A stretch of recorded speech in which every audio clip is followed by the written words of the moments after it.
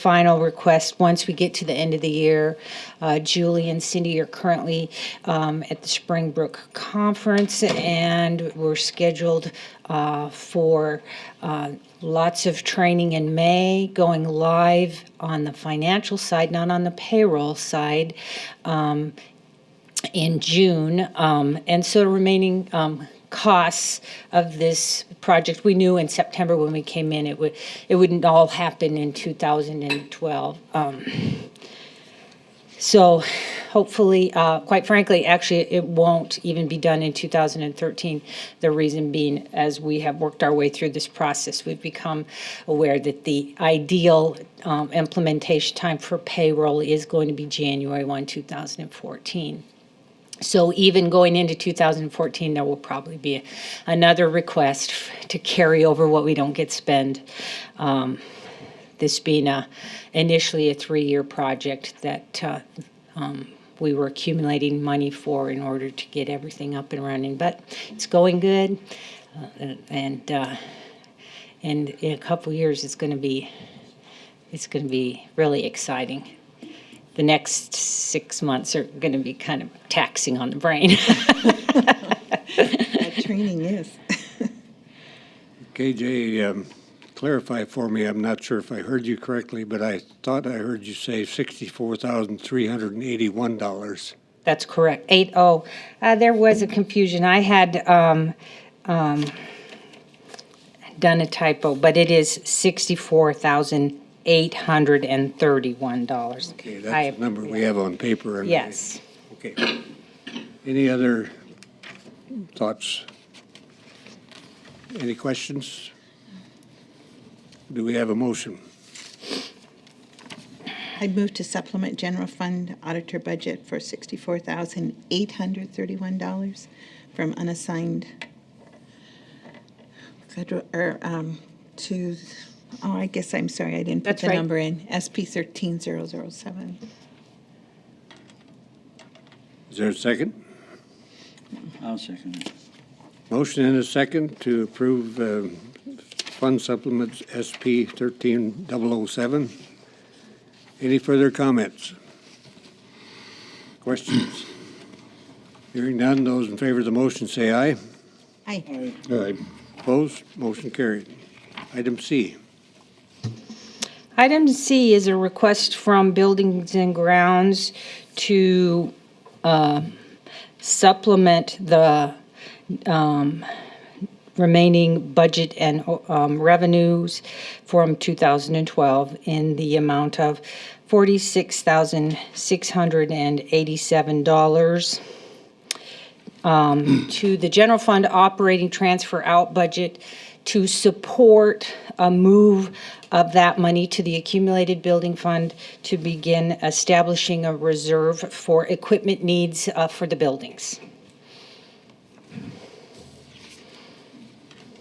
Any questions or comments? Do we have a motion?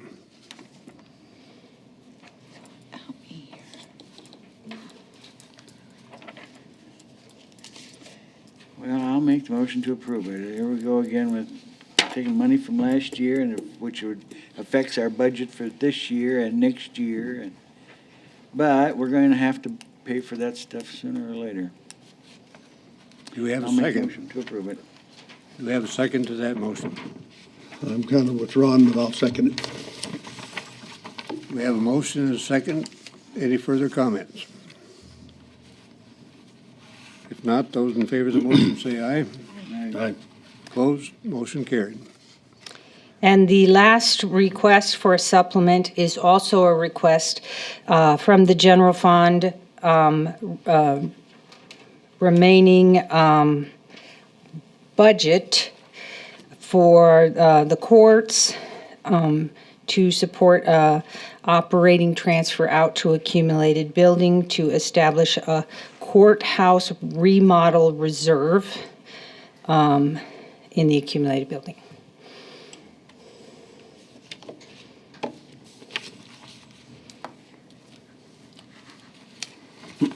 Mr. Chair, Yes. this particular budget supplement, I the money's coming from the court services apparently, that's left over in their budget. And I think that if we're going to establish money for a courthouse remodel, that should be in the budget, of the annual budget.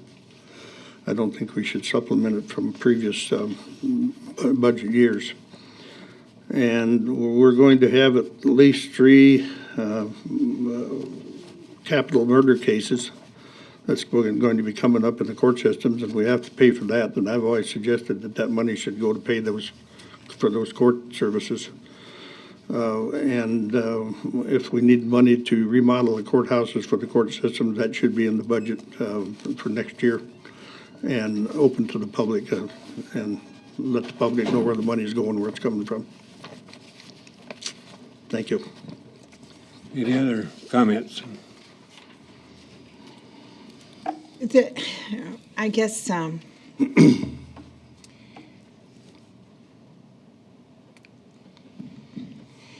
we have done this sort of thing before, Ken, and I just want to kind of give a little history here. When we put in the new seating out at the fairgrounds in the grandstand, part of that money came from leftover funding from the court system. And so we have used that money for a building kind of project. Just so, you know, I understand the concern about the costs of those cases coming up, but I'm not sure that they're going to happen this year yet. Anyway, I don't know if Mark could talk about that, if he is anticipating all 3 cases this year, or... There's only one potentially capital case right now. There are 2 other homicide cases that we anticipate going, but we do foresee some fairly significant expenses on, in terms of witnesses, potentially experts. Psychiatric defenses are always expensive for the county because generally speaking, the defendant will have And that is- an expert and then the state will have one as well. So that's not entirely out of whack with what happens normally. But we just wanted the commission to be aware of the fact that we have those on the radar screen and that those are potential expenses. It's almost impossible to predict which ones are going to settle and which ones are going to go to trial. Sometimes the psychiatric evaluations will ultimately resolve cases short of trial and result in fewer expenses to the county. So it's really not easy to predict. But I don't recall who specifically requested it, but we did create a list of some of the cases that we felt might involve significant expenses. So I'm afraid that I'm not very helpful in terms of being able to predict what's going to be happening in the calendar year. Okay. Any other comments? I do have a question. Is there now a courthouse remodel reserve? There is not. So the act of establishing one would in effect be an issue in and of itself, would it not? Like any other established reserve, that motion is made by the board, and I pointed out last meeting, placing it in the reserve doesn't move it into spending authority. It just, it takes it out of the unassigned fund balance so that you can accumulate for up to 80 months. It's quite a long time. It used to be 60 months. And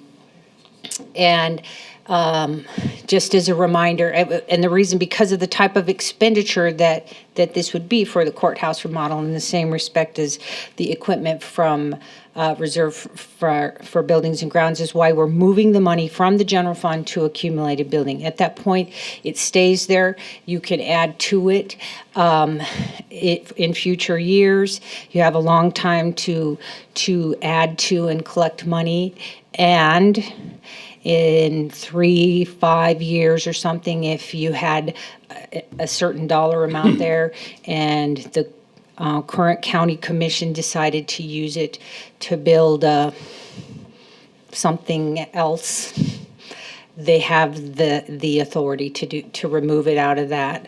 It just isolates it from the unassigned fund balance. I knew if we talked long enough, we would. Mr. Chair. KJ, just one question about that. Now, if that goes into a building, accumulated building deal, does that have to stay to be used on buildings, or can it be transferred and used for the trials if necessary?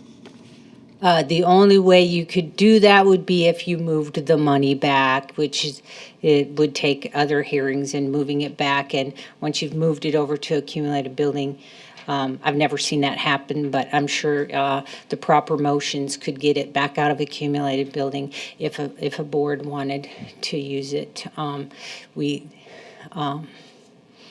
You more often see money going from general to the other funds, not very often out. Although, for instance, we did it at the end of the capital project fund on the law enforcement and moved the money back to accumulated building from where it had originally come from. My inclination, not based on any current fact that I am aware of, but is it not correct that the accumulated building fund can be levied for? It And is. specifically identified. And I don't know what the It's actually ramifications are. it's in the county consolidated fund of the general fund, accumulated building, not on work road, not fire. Help me out. Fair. Thanks, Karen.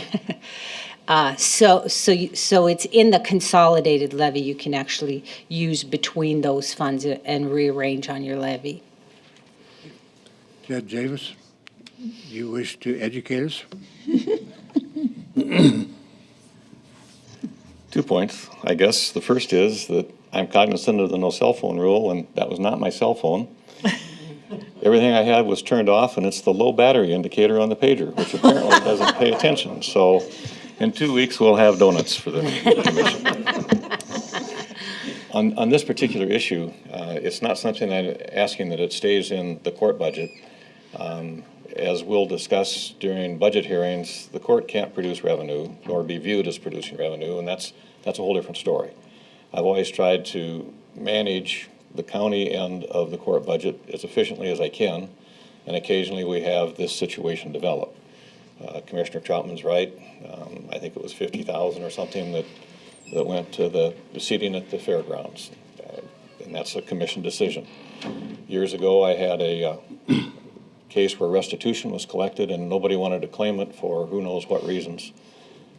So about $20,000 was used, and it went into the electrical upgrades on the old side of the building in a fund pretty much like this that was available when it needed to be done. I saw this money as an opportunity to start a reserve to take care of particularized courthouse needs. Ever present on my mind is a couple of years ago when the roof issues took place and we had the leaking roof, and in spite of everybody's efforts to get it bid and repaired, we spent a couple of years and it did some damage to the building. So this was a suggestion, actually working with Mike Peterson, Director of Buildings and Grounds. As State Attorney Vargo says, my business is kind of a crapshoot on what cases are going to come up, where it's going to go, and how much it's going to cost. And Commissioner Davis is right. Those are things that we try our best to manage, but it's one area of the county budget that Heine can have to rebuild a bridge and get an estimate and come to you and say, this is kind of the range I'm looking at. You can't do that on some of these lawsuits. So when this funding was available, it's my attempt to put that reserve for the courthouse into things that come up so that it's available should the commission see fit to do it, to spend the money. So I understand everybody's position. Commissioner Davis and I have argued for years about the county and the state and who does what to who when, and it's just the way it is at this point. So that's kind of what's behind this. There's nothing, it's not smoke and mirrors or anything else out there. It's an attempt to have some funding available for courthouse needs that crop up. Thank you. Any other comments or questions? Do we have a motion? Mr. Chair, I move to supplement the general fund Operating transfer out. operating transfer to accumulate a building courthouse remodel reserve for $97,575 and to authorize approved OTO, I'm sorry, to accumulate a building to the assigned courthouse remodel reserve. Those are required motions that we need to establish for the Department of Legislative Audit to put it into, to not only move it, to put it into the reserve. And I think, did you include that also? Okay, thank you. Do we have a second? I'll second it. Okay, we have a motion and a second. Any further discussion? Mr. Chairman. Yes. I agree with Ken on this totally, but we're going to pay both of them one way or the other. It doesn't matter. It's a matter of semantics on when and at what account. So I guess this might be the easiest for the auditor. Just because I know you were absent at the last meeting, Commissioner Buskerud, I wanted to point out, Commissioner Holloway asked the question, why are we doing supplements in March? It's always been a recommendation of the auditor's office to try and save those to the year end, and you've seen me every year in November come in here. And the logic, of course, behind it being that through the course of the year, things change, and sometimes those supplements are not needed as much or at all. However, the reason we put these together as we did for the last meeting and this meeting, and want to begin using this new document, is to help the commission through the budgeting process to see what that bottom line is going to be to your future budget. And with the supplements we had last week or 2 weeks ago and this week, if we would have just let those sit there to the end of the year, it could have significantly affected the general fund and where we were advising you your fund balance was. So yeah, we're kind of known as the supplement kings of the state and the county world, but procedurally, we have to account for them this way. And it makes the board very aware of where you're at on your fund balance on any given meeting. Any further comments?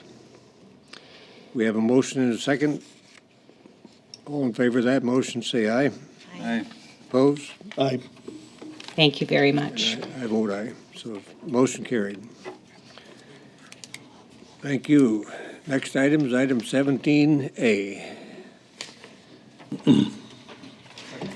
We have a corrected memorandum here, or agreement. Pass these down. Mr. Chairman, Kevin Tone, Pennington County Sheriff. What I handed out was just a corrected addendum to our contract with our Zerker Technologies on our records management system. We're going to go live July 1st. We bumped that back to October, which saves us about $43,000 in our annual maintenance contract. Since we're not using it, we're not going to pay for it. So that's largely what the addendum does, is make sure we don't get billed for $43,000 of not using something. Just requires your signature and then over to the city for their signature, since it went through the commission and the city council originally. Okay, any questions or comments? Kevin, how is it going?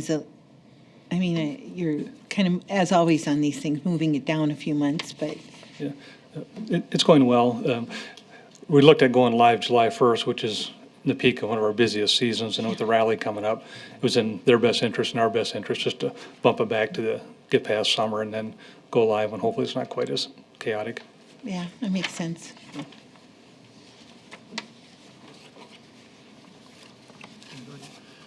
Just so the commission's aware, the Highway Patrol has gone live with Zerker, and we've been working with those reports for about 2 months now. And they do appear to be working fairly well. There's some adjustments anytime you go to a new format, but we are seeing them coming through the highway patrol side of things already. So they've got kind of a smaller sample size of the reports that are coming into our office that we're already dealing with. As a matter of fact, we have been talking at the request of IT with Zerker about the possibility of utilizing whether they could create software for our office that would then be fully integrated with the sheriff's office and the police department. So we'll probably be coming back to you at some point on that, assuming that we can get something worked out with them. But we're in the process of at least talking to them at this point. For the record, you are, Mark Fargo, State's Attorney. thank you. Any other comments or questions? If not, do we have a motion? Mr. Chair, Yes. I make a motion for the chair's signature to authorize the contract with the sheriff's office as presented. Is there a second? Second? Motion and a second. Secretary, are you comfortable with the motion? Any further discussion? Hearing none, those in favor of the motion say aye. Aye. Opposed? Motion carried. Thank you. Thank you. Next item is 18A, abatement applications. Good morning, Commissioners. I'm Shannon Rittberger, Director of Equalization. You have two abatement applications here brought by my office.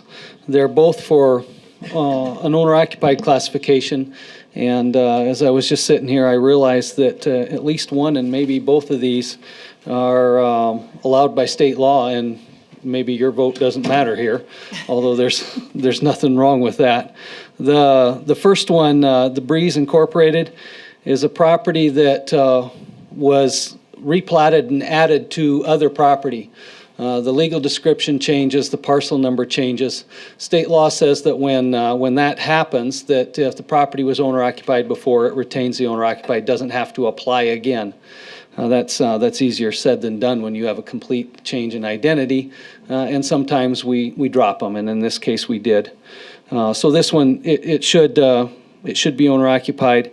The next one, the lineal, is a property owner that missed the deadline to apply for owner-occupied because of deployment. And state law actually addresses this and allows for a late application.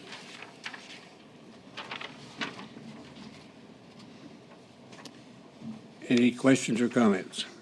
Mr. Chair, Yes. I make a motion to approve the abatement that we don't have to abate, and as presented by the Director of Equalization. Second. Do you wish that motion recorded verbatim? Why not? Do we have a second? Second. We have a motion and a second. Any further discussion? If not, those in favor of the motion say aye. Aye. Opposed? Motion carried. Thank you. You just wanted to be here, didn't you? Yep. Item 19, A, B, and C. Mike Cool.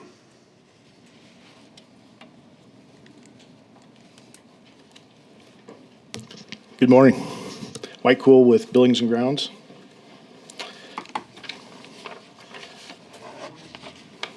I have a handout for you guys to follow along with.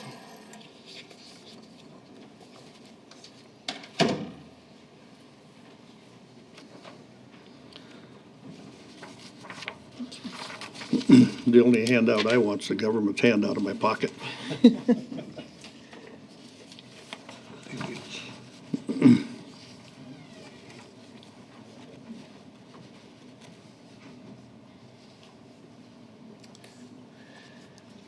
I wanted to come to the commission today to give you an update on our construction projects. As you will see in my memo to the commissioners, projects on Block 99 is continuing to proceed very well. We're happy with the work that's going on over there and our working relationship with Skull Construction.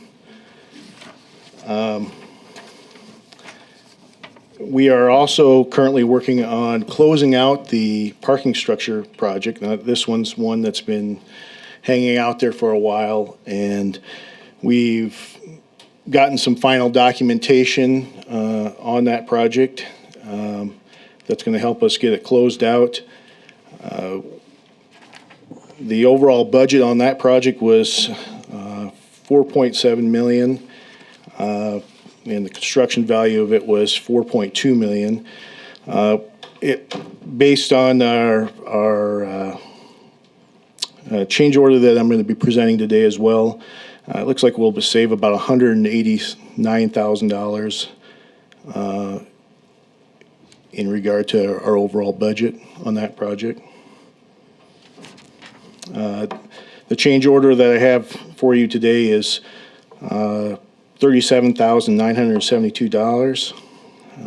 The county is currently still holding about $85,000 on that project, and as we get this paperwork finished out, then we'll pay out the remainder of that money.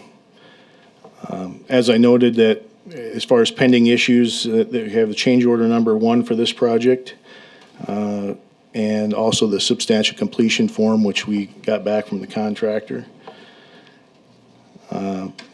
Another thing I wanted to share with the commission is, as you're aware, there was some wind damage last October on the building. Since some of this documentation wasn't completed at that time, it was still the contractor's responsibility to address that damage, and he has done that, and that work, the wind damage is repaired now at this time.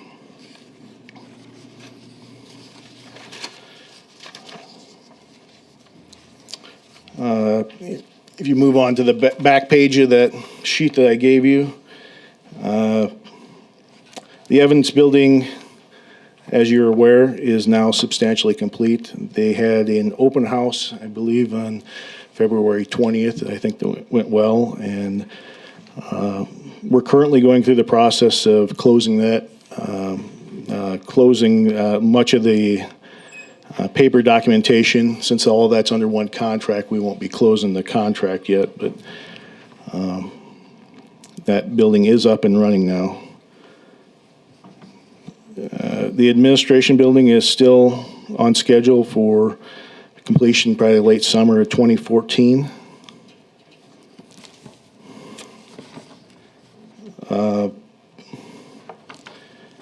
Overall, that project, the budget is about $29.6 million, and currently we have spent about $12.9 million for that work. So we're about 43% through that project at this time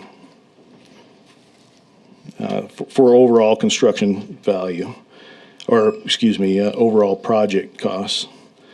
The construction contract value on this project was $22.5 million, and we've spent approximately $7.8 million so far on that, about 35% of the overall construction value. Mr. Chair? Yes. So, Mike, the money spent on the evidence building, that is not all county money. That's a split with the city, and I think we should maybe... That's correct. The evidence building is a shared operation, and about 61% of that is city-funded, and the remaining balance is funded by the county. One thing I wanted to point out was that currently we still have a contingency balance in regard to the energy, or the evidence and energy plant building, of about $269,000 that we haven't needed. The reason I wanted to point that out was so that you're aware of some current ongoing items that we're working through right now in regards to contract changes. The sheet that was attached is a contract change log, and I wanted you to be aware that there are a few items that that come up at the end of the project as we were trying to finish the building that we needed to address. We're expecting recommendations from the architecture and engineers probably today or soon after. But we're looking at probably overall to the project, another $47,000 in additional costs.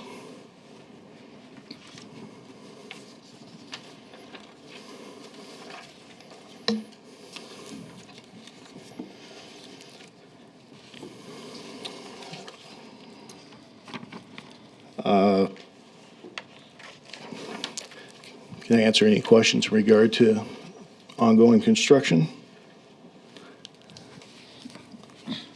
Any questions or comments? Mr. Chair, one thing that is going to be significant that we will need to talk about on how we're going to handle it with budgeting and so on is the furniture, fixtures, and equipment that'll go into the new building. Now, we're working on a list to kind of get a handle on that.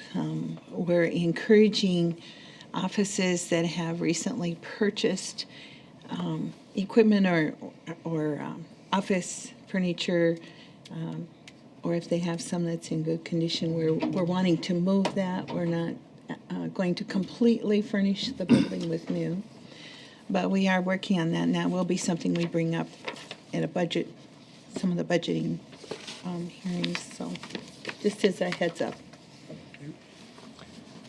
Any other questions or comments for Mike? If not, we'll move to the question of authorizing change order number 1. As I indicated, one of the outstanding pieces of documentation that we were waiting for from the contractor was this change order. It actually decreases the contract value by $37,972.15 and adds 31 days to their contract. Since we're quite a ways down the road from this, this is just a matter of getting the paperwork done in order. So one of the reasons for the delay was the contractor did not agree with the liquidated damages that were being charged on the project. And they have since relented and signed the change order, which is included on the liquidated damages is included on the change order of $29,700. And those are due to construction delays. Okay. Do we have a motion on change order number 1? Mr. Chair, I move to authorize the chair's signature to change order number 1 dated July 12th, 2012, which decreases the contract sum by $37,972.15 to $4,244,071.85, and increases the contract time by 31 calendar days for the Heavy Constructors Incorporated contract for the construction of the parking structure addition. I'm really glad you wrote that out. Do we have a second to that motion? I'll second. We have a motion and a second. Any further discussion? Hearing none, those in favor of the motion say aye. Aye. Opposed? Motion carried. Next item is the certificate of substantial completion. This is the second document that we need to help us close out the project. At this point in time, it essentially formally identifies the warranty start dates for the project. But the substantial completion date is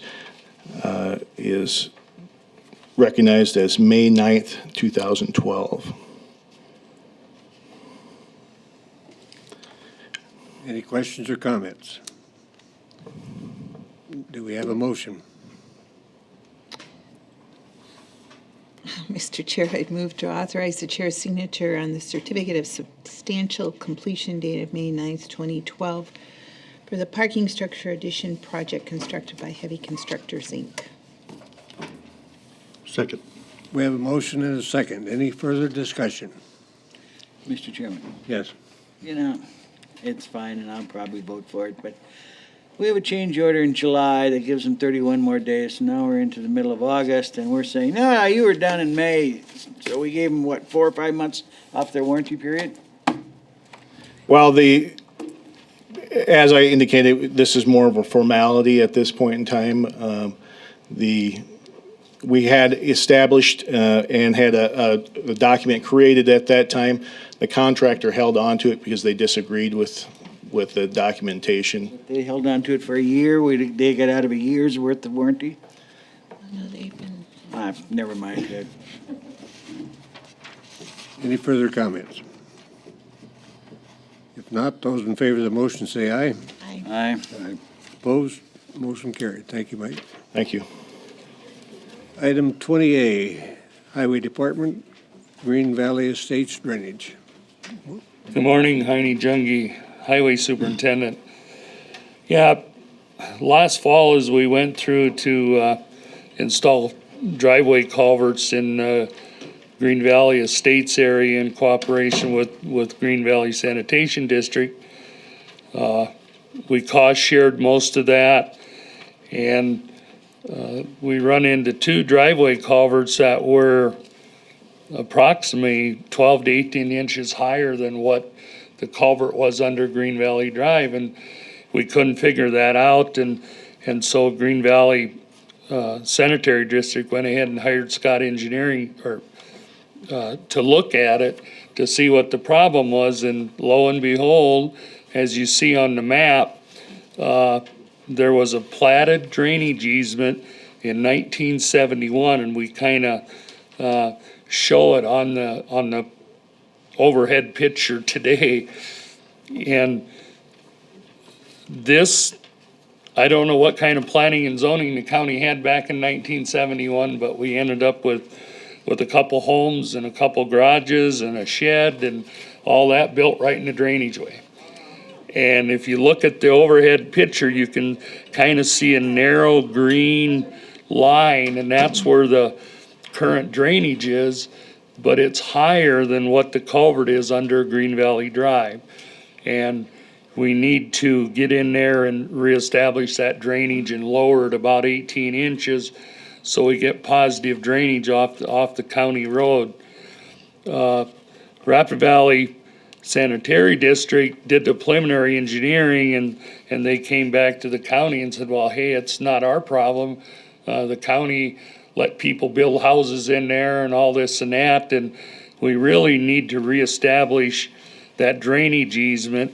And in order to do so, we need to have a survey, find the property corners, determine the boundaries of the new drainage way, develop plats and exhibits to file into the Register of Deeds office. I haven't talked to the landowners yet, but I don't feel I'm gonna have too much problem getting a new drainage easement when we tell them, hey, you built in the old one, and if you don't wanna move your house, please sign the new one. So I don't think we're gonna have too much problem there. But in order to do that, we need a registered land surveyor, which Pennington County does not have, to do the work and draw up the exhibits and plats. And I got an estimate from Scott Engineering, DC Scott, to do this work for us, and it's estimated at $2,840. And I'm looking for approval from the commissioners to allow the highway department to enter into agreement with Scott's to get this done and get the proper paperwork filed in the Register of Deeds office and correct that drainage situation. So the motion I need is to authorize us to enter into agreement with DC Scott Surveyors, Inc. Mr. Chairman, so what's it gonna cost us to do the work? we looked at that and probably another couple thousand to actually do That's the work. all, just a couple thousand? Yeah, it's Just take a blade in there and, blade and a bobcat and to haul the dirt away. I mean, it's there, it just has to be lowered, so it's a matter of hauling the dirt away, reseeding it, so it's not that big a project to do. But it's something that, Rapid Valley Sanitation District didn't create it. It happened over time,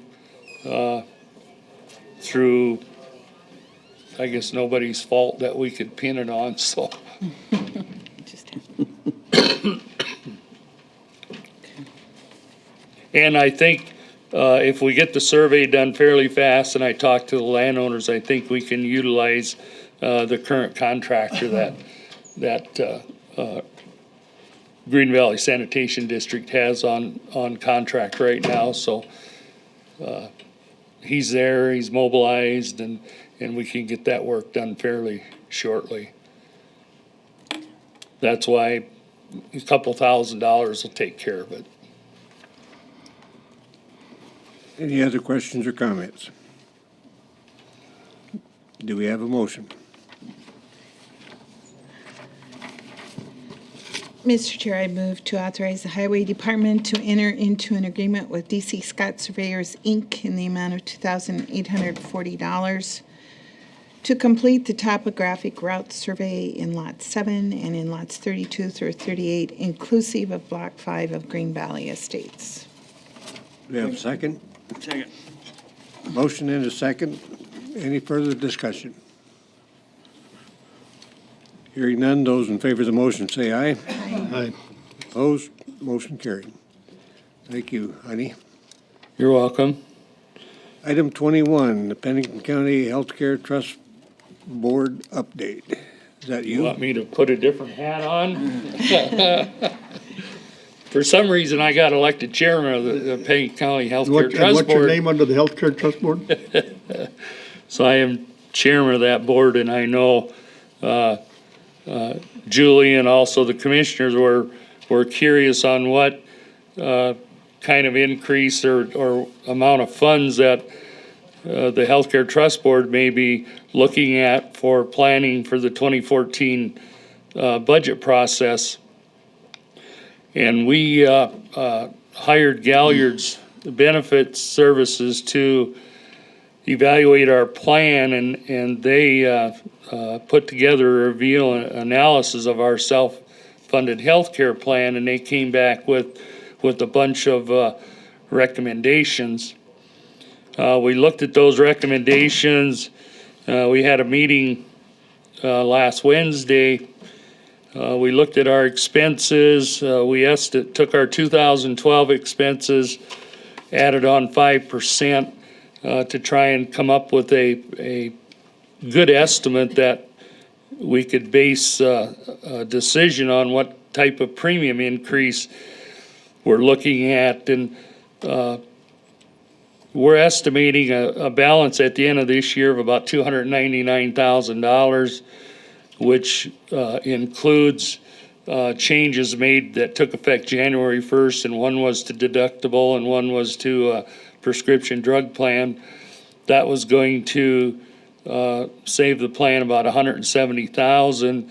It saves the plan, it passes it on to the members. But if we looked at that, brought us to about $580,000 estimated balance at the end of 2014 with a 5% premium increase. So the healthcare board is recommending the commissioners to consider a 5% premium increase for the 2014 budget. There was some talk that a couple of commissioners may want to look at a 7% increase instead of a 5%. So I put the numbers for you. If you look at a 5% premium increase, the cost to the county general fund is $155,000. If the board did elect to have the county increase go to 7%, you would be looking at general fund support for the 2014 budget of $217,000. And if you did elect to have the county side go to 7% and the employee side stay at 5%, we would have an estimated reserve of about $642,000 at the end of 2014. And basically, look at what First American Administrators is telling us and what the industry is telling us. We should be looking at just slightly over $1 million reserve is where we should have to have a healthy plan. Once we get our reserve up close to that $1 million, it affects our reinsurance or our stop loss premium also. It would help drop that because we look a lot healthier than we have been for the last few years. Other changes that Galliard recommended was there's no difference between going to your primary physician or a specialist. If you go to a heart doctor, your office calls a lot more than going to your primary physician. So effective July 1st, we're changing the copay to a specialist physician from 25 to 35. We just felt it was fair. If you're going to a specialist, you should pay a little bit more copay. Also, chiropractor visits, the way our plan read is that your first visit, office visit, you had to pay $25. Every time you went back for another treatment, you didn't have to pay anything, and it was unlimited. You could go as many times as you wanted during a year. So the board voted to limit those visits to 26 per calendar year and also charge a $25 copay every time you go in for a treatment. The other item Galliard's recommended was that on our mental health side, that was paid 100%. There was no office visit required or anything. Some of them are specialists and some of them are just a primary care type physician. So we voted to make a $25 copay when you go to an office visit. If it's a primary care, if it's a specialist, then it would be $35 office copay. Then we changed the definition of morbid obesity. Galliard's recommended that they thought there was kind of an opening there, and we should change that. So we changed that definition. We also, in the transplant wording, we included the Center of Excellence. Gives it a little bit better, guarantee or make sure that if you're going to get a transplant, it goes through the proper channels. And then we had a convenience benefit and a common accident benefit, which very few people used, and Galliard's recommended that we should remove those because other plans in the area doesn't have that type of language. It's very difficult to determine what that cost is going to save to our plan because we don't have a handle on how many go into specialists and how many are going to primary care because we didn't track all that. So we're hoping that this will see between $20,000 and $30,000 cost savings to the plan. But we don't have a good number for you. That's just something I kind of got from First American. It's hard to put a handle on it. So with all that, our healthcare plan is turning around. It looks like by the end of 2014, we're going to be in a lot better shape.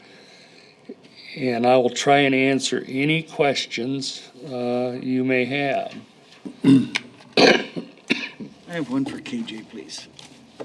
When we say a 5% premium increase for all healthcare members, is that based on the total, on what the member pays? So is it 5% on me and 5% on the county? Is it 5% total? So We the take- county pays 3-4% of that? No, we take the total premium, the portion the county pays and the employee pays, and then we increase that by the 5%, and then we calculate out the percentage of the 75-25 split on the employee portion of the coverage and the 50-50 split on the dependent side. 5% Yeah. premium increase is not a 5% on the members. On the total premium it is, yes. I just took the county portion, I didn't add the employee portion.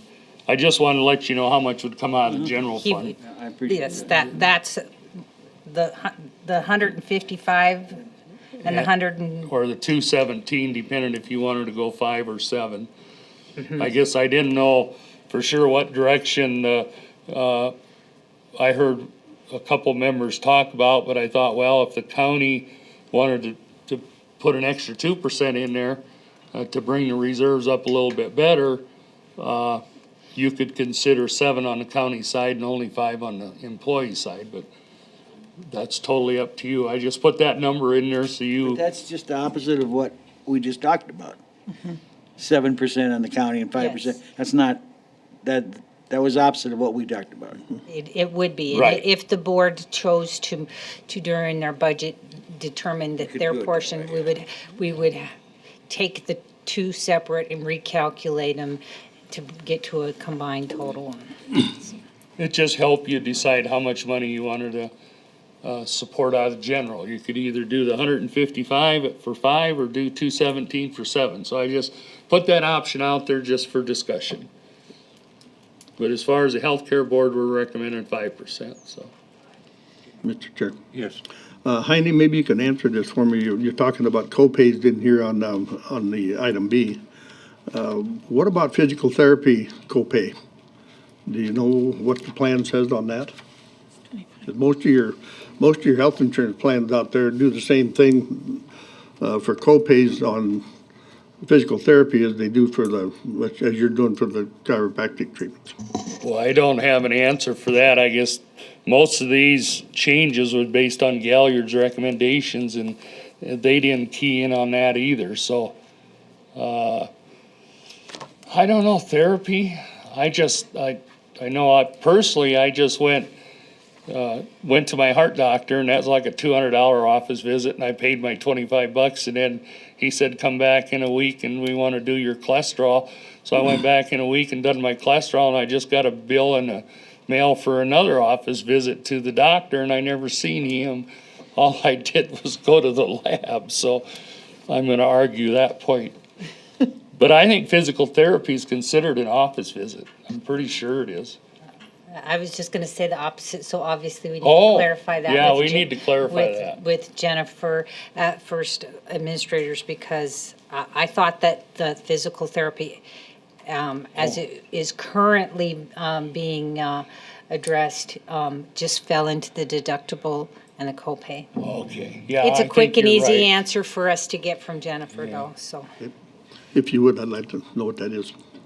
I think KJ's right, though. Yeah, the office visit is to the physician, and if he says physical therapy, then there's no copay for that, but it does come off your deductible. Well, I know several of the healthcare would use physical therapy as a specialist. So you pay the $35 rate instead of the $25. Okay, So Well, we need, actually, we need we need to to clarify that. Yes, My we'll case is 10, but try and get an answer for you So on that. did Gallagher compare our plan to Obamacare, and it meets all the regulations? If anybody has ever read all the regulations, probably not. They reviewed it to make sure we were following what is required right now. I know there's talk, well, October 1st, all your healthcare providers have to come out with plans for people to get insured by January 1st, and there's been talk that after the 1st of January, when we start looking at these plans, we have to review them and look at it, and maybe it'd be cheaper for the county to say, here, employee, we'll give you X number of dollars, you go out and get your own plan. So that's something, but nobody knows that until after January 1st or after October 1st to see what these self-insurance plans are gonna look like, or self-insurance, but what these, Or we could insure every employee. right. If they wanted to put their family or husband or wife on, that's gonna cost them. Right, that's true, that's true. And I should have added, there's some other things we need to look at. Galliard's in their report said that the out-of-pocket deductibles for out-of-network, there should be a bigger, percentage spread. They're too close together if you go out of the network. They also said we need to look at our retirement plan, because they thought that was fairly, costing our plan quite a bit of money, so they said we should review that and possibly make changes. Those two things need to be done at the first of the year.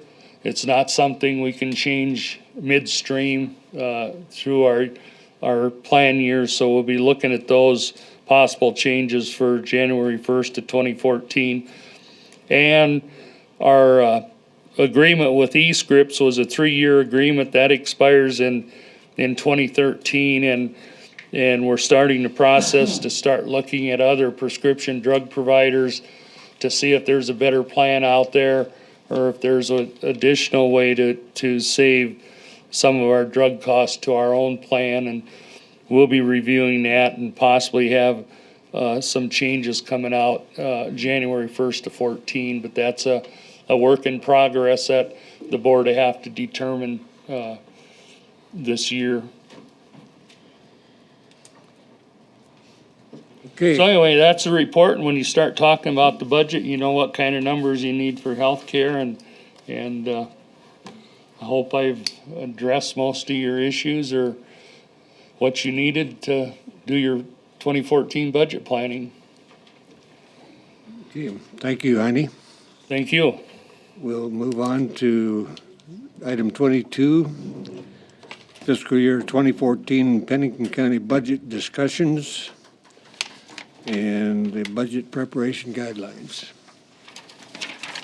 Good morning again, KJ Peterson, Chief Deputy Auditor. We included in the budget packet the March 12th letter Julie presented to you, giving you the information on this 2012 pay 2013 stored CPI that the board did not use last year, 3%. The 2013 pay 2014 CPI of 2.1. And so when you look at that 5.1 together, any amount the board would want to use, of course, we're going to want to use up to the 3% of the stored CPI first. And then assuming the board did not use that full 5.1, they could subsequently store all or any portion of the 2.1 that is 2013 pay 2014. You're allowed to store that for 3 years.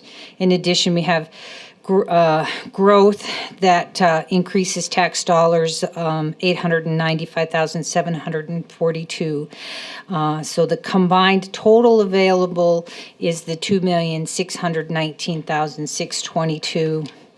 Julie outlined for the board, of course, some of the issues that need to be addressed and direction given to the department heads in order for them to begin their budgeting process. And that includes COLA and merit. Certainly recommending from the auditor's office, and I believe also from the department heads, looking at eliminating the B column that was added to the 2013. Be much cleaner and easier to work with. Heine just introduced information from the Healthcare Trust. We have a few sequestration, I don't know who came up with that word, but it's hard to say, that are going to affect reduced revenues. We received another one just this week But fortunately, our estimated revenue for Bankhead Jones in 2013 is still over and above the reduced 5.1% of that they've informed us we will not be receiving. It's a rather minimal revenue source. But it basically, the 5.1, we lose just about $1,000. So if there's information from department heads, of course, that they have revenues that will change, we'll need to include those. And specifically, the library fund will need to be addressed by the board. Nancy mentioned, Commissioner Troutman mentioned the furnishings and equipment as we move forward into the new building. Just a reminder, in the general fund equipment reserve, we only have a balance of $132,192. We haven't levied anything, I don't think, for at least 2 years, maybe 3. Prior to that, there was $100,000 that was being added to it as we began to build that reserve up. The $100,000 that's in 2013 for the Springbrook project will go away, so those could balance each other out. So at this point, it's kind of at the point where the board first needs to determine what CPI they will use and what CPI they will store, and begin some of these questions, especially, I suppose, about COLA merit health insurance, so the department heads can begin to begin their budget. I know Holly has a calendar that kind of puts people needing to work on those budgets in April.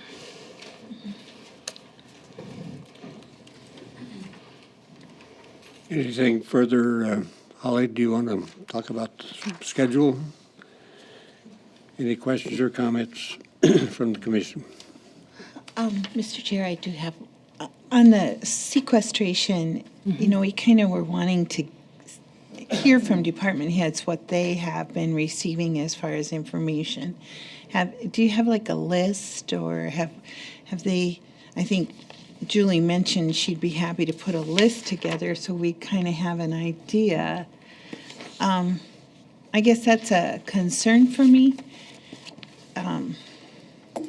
I know there have been some letters sent out to the governors from different funds, grants, whatever, that are saying that they're going to sequester 5.1% of 2012 money coming out of 2013, and I understand there's going to be a legal battle among the states against the federal government on that, but I'm concerned about that particularly because that's going to affect this year's 2013's budget. But going forward, what's that going to do in 2014? And I really would like a handle on that as best we can get it, because we probably should plan for the worst scenario. I'm sure, I was here when she first talked about that at a meeting a bit ago, and we could certainly compile that information, but we would need to receive it from the department heads so that we could encompass it into that new document that we provided with you earlier, and it has several tabs on it. I've sent it to Holly, and it includes a separate tab so we can account for those, so we could certainly drop those. But if there's any specific known losses at this point, we have not heard from the department heads. Okay. So. Any other questions or comments? Mr. Chair, I guess one of the largest amounts of money that we get at the county level is through Department of Transportation and the highway funding. Heini, do you have any further information or thoughts? To me, that's going to help understand what we need to do. Well, map 21, the conference between the House and the Senate is that that's fully funded, that 2-year bill. So I'm not looking for anything out of map 21. There was talk of taking 5.1% back of the Secure Rural Roads funding. My budget gets about 60,000, so 5% of that's about $3,000, so it isn't that big a hit. And then for That is already on the list. Yeah. in 2014, that was only a one-year bill anyway, so I had no plans to include any type of forest secure rural road funding in my 2014 budget. So, yeah, as far as highway, looking pretty good, what I've heard right now. MAP 21 was fully funded, so that won't bother us on that end. And secure rural roads was only a one-year bill, so I wasn't planning on that for 14, so we're looking pretty good there, so. But I have my recommendation on what you should look for, but if you'd want to hear it, so. I think at this point it might be a little premature. Premature, okay. Any other questions or comments? Might be an oversight on my part, but as we've talked periodically this morning about reserve funds, would it be possible to have a list of all the reserve funds that we are currently, What exists? what we have on the books for this equipment or whatever, and maybe a little explanation of them Okay. for future reference? We can add that tab into that document, and just so you know, as you look at this document that I presented earlier, and I just included the general fund on that because I didn't want to muddy the waters too much with a lot of paper on the other funds, but I can print this out so it includes all of them. The 20.31% includes every reserve that we've added to or established up through the motions of this morning. But I will gladly get you a list of the assigned reserves in each fund, and add it to that tab that on this document that we've been starting to refer to. Okay, thank you. There's nothing further. Mr. Chair, I want to go back to the healthcare. I've been reading a few things and so on, and one of the, and it's not a political, it's supposed to be a true evaluation of what to expect this next year in 2014 on Obamacare, and they're predicting the average increase in premiums in order to handle everything that is coming up in changes will be between 10 and 17%.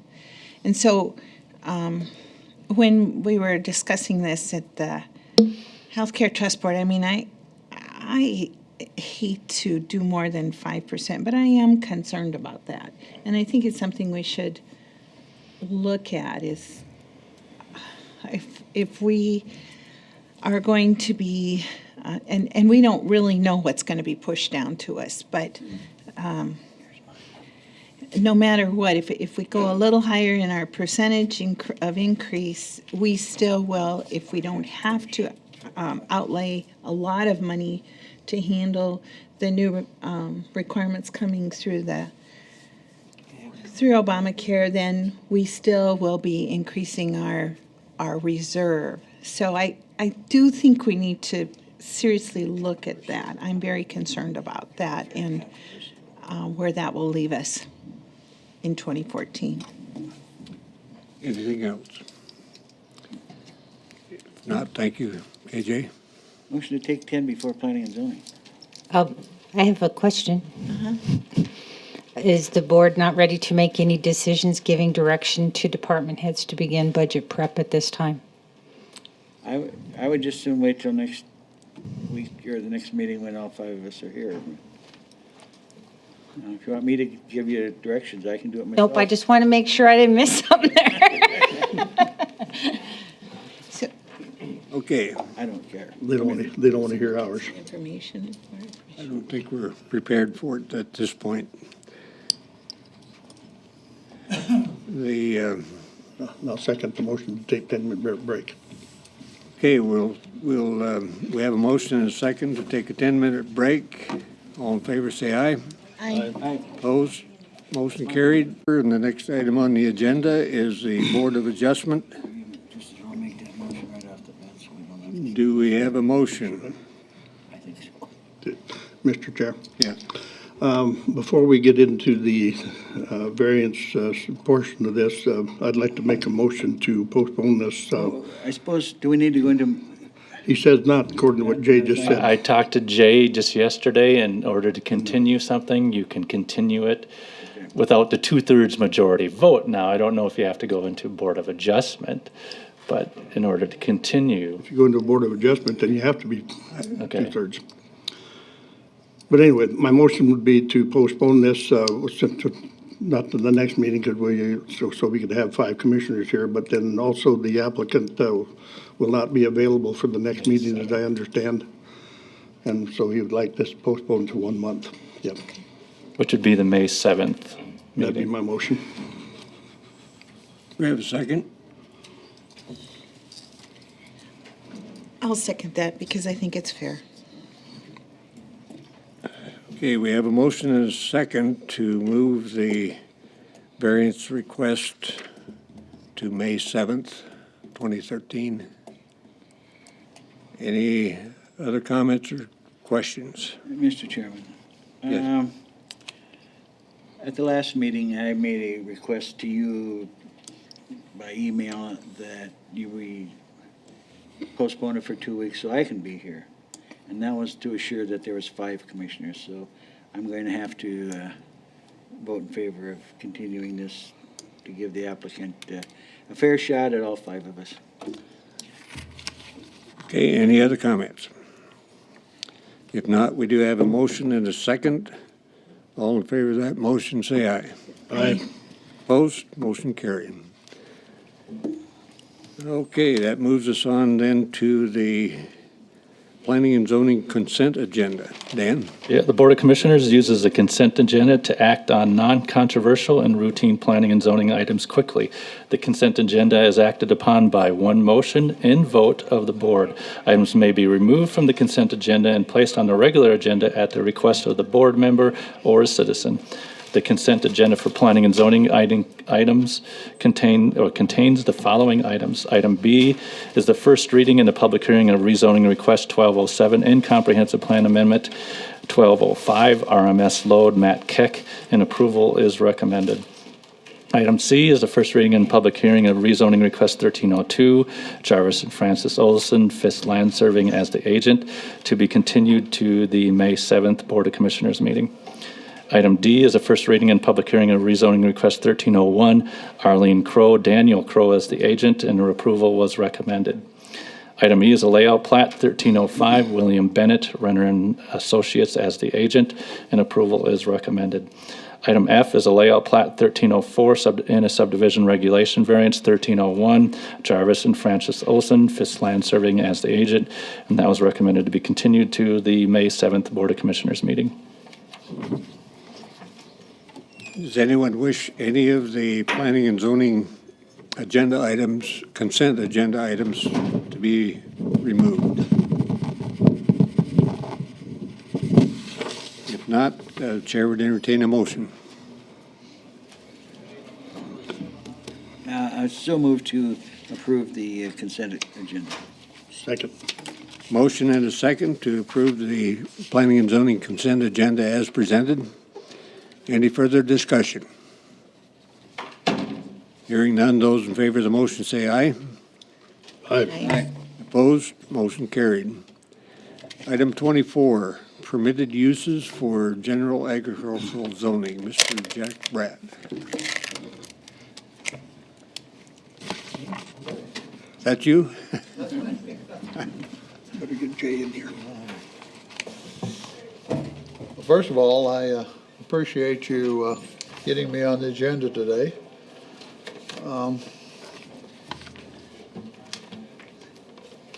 The reason we're here is because Pennington County has put us out of business, and it has to do with the planning zoning.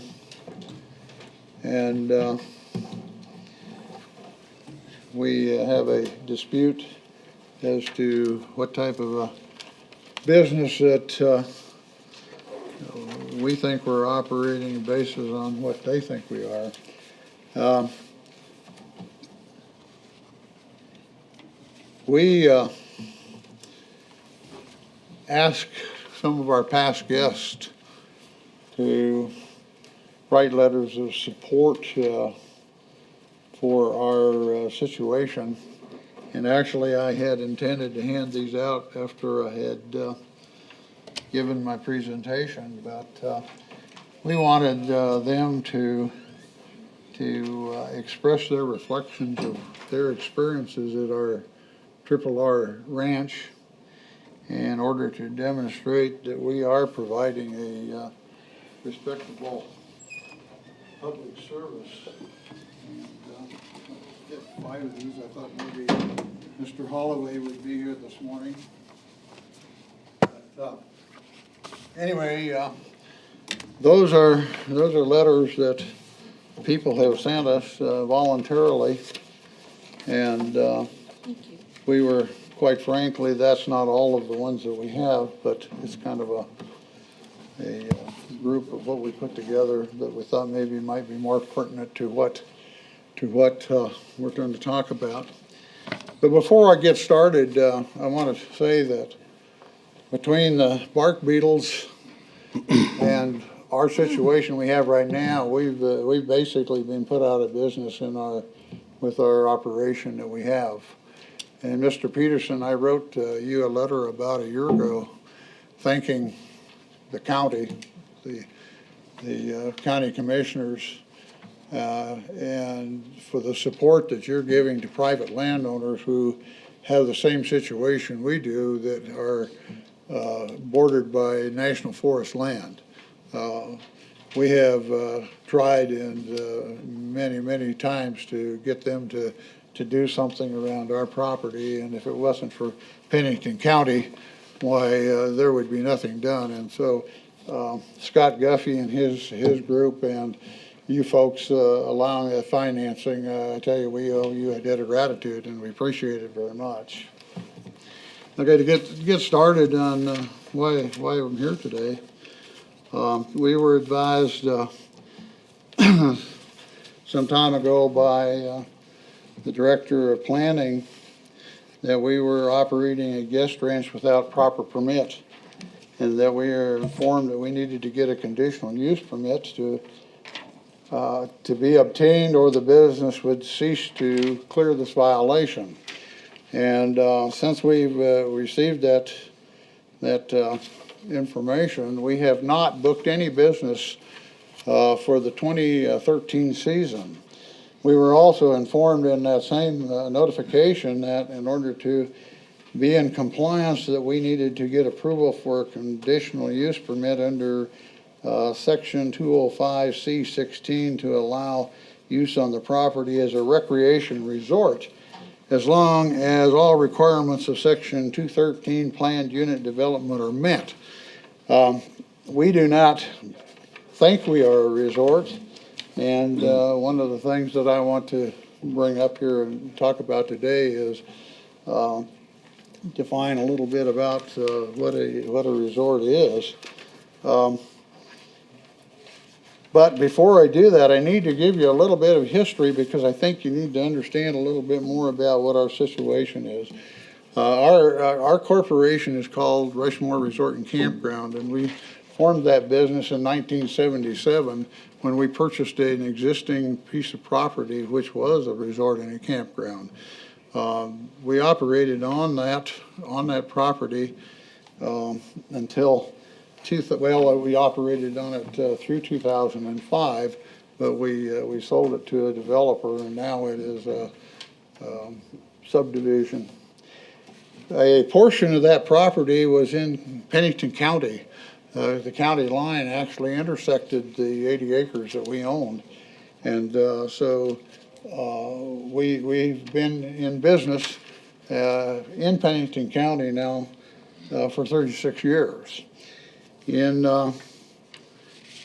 1983, we signed an agreement to purchase what we call the home ranches where we're operating now, and we did it with the intention of operating our dude ranch operation out of that property. It ideally fit what we were doing because we have an outfitter guide permit with the U.S. Forest Service that we've also had since 1977 that allows us to operate a commercial business on national forest property. It's a very unique and we are blessed, we're quite frankly blessed to have it because there's only 3 of them are allowed by the forest plan, the Black Hills Forest Plan in the Black Elk Wilderness, and only 2, one of which we are, that are allowed in the Black Elk.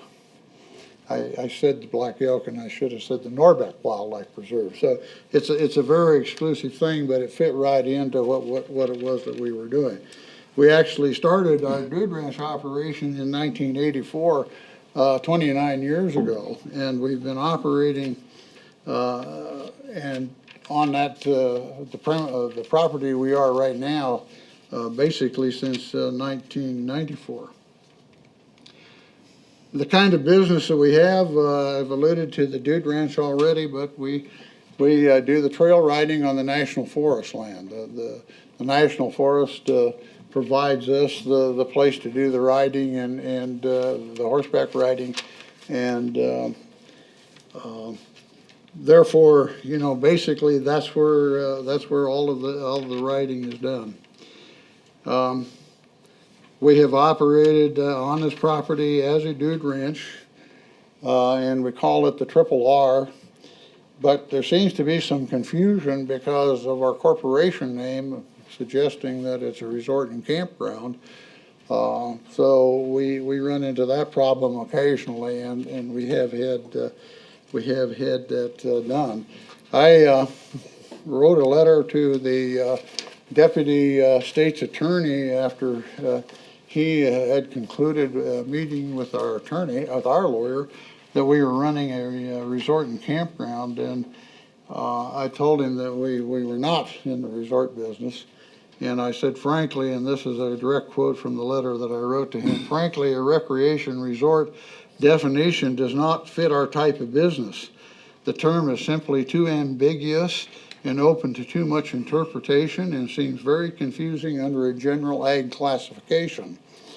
Ironically, after I wrote that letter and was doing some research, I stumbled onto a provision that I guess is in the law nationwide, and that provision says, and I'll quote, if a law, and I guess in this case an ordinance, is so vague that persons of common intelligence must guess at what its meaning, then the law violates due process. Statutes that define crimes or otherwise penalize individuals must be clear, unambiguous, so that a person will know what conduct is required or prohibited, otherwise the statute will be void. Now, I consider myself to be at least a natural intelligence because I managed to stay in business, pay my bills, and support the community and pay my property taxes for 36 years now. So I kind of figure that maybe that makes me at least of average intelligence, and I've also managed to stay out of Sheriff Holloway's jail all those years too. Anyway, so what is a resort? So, well, I wasn't exactly sure, so I thought, well, I'm going to go to the experts, and I'll try to find out what a resort is. Well, if you want a local expert, I guess that would be the Black Hills Badlands and Lakes. So I went to Norton Johnson, who is the CEO and president of Black Hills Badlands and Lakes, and I said, tell me, what is a resort? Well, he wasn't exactly sure, but he said, I'll try to give you some information, and so he sent us an email. Now, there are a number of things that I'm not going to go into detail on that what a resort is, and in some of those cases, it does fit what a dude ranch might be. But anyway, what it boils down to, and this is a national study that was done, by the way, and it says the resort definition, based upon input from resort executives and professionals, an appropriate definition for the term resort as related to lodging was determined to be: a resort is a full-service lodging facility that provides access to and offers a range of amenities, recreation facilities to emphasize a leisure experience. Okay, well, in some cases, certainly a dude ranch would do that. However, it says for a lodging property to be considered a resort, certain minimum qualifications must be met. And these include, number one, provide a signature amenity or an anchor attribute. Well, of course, that could be Mount Rushmore, it could be the beach, it could be skiing, it could be those type of things, and certainly, that certainly applies. Okay, provide five secondary recreation, leisure, entertainment experiences. Okay, I assume that would be like a tennis court, a swimming pool, perhaps horseback riding.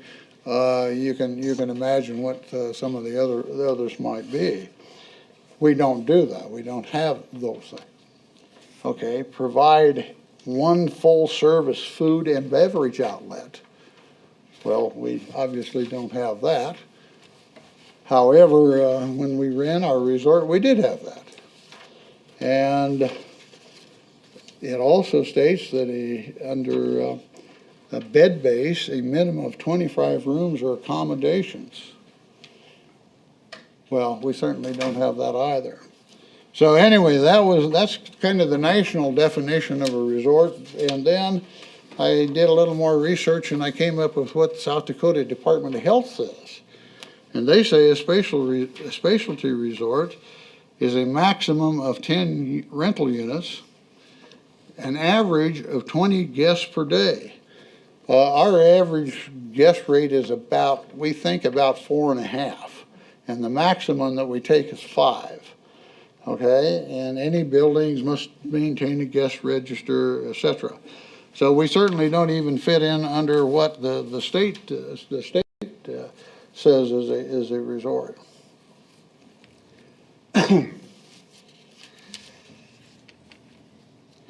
The other thing that I think I can say without any qualification is that we owned one for 27 years, and I can tell you what we're doing right now is not a resort. Okay? Under a A1 agriculture district, a dude ranch is not listed as a permitted use, nor is it listed as a conditional use, requiring a conditional use. However, under that ordinance, there is the definition that says, and I've got to find it here. I think I messed up my papers a little bit. You'll bear with me.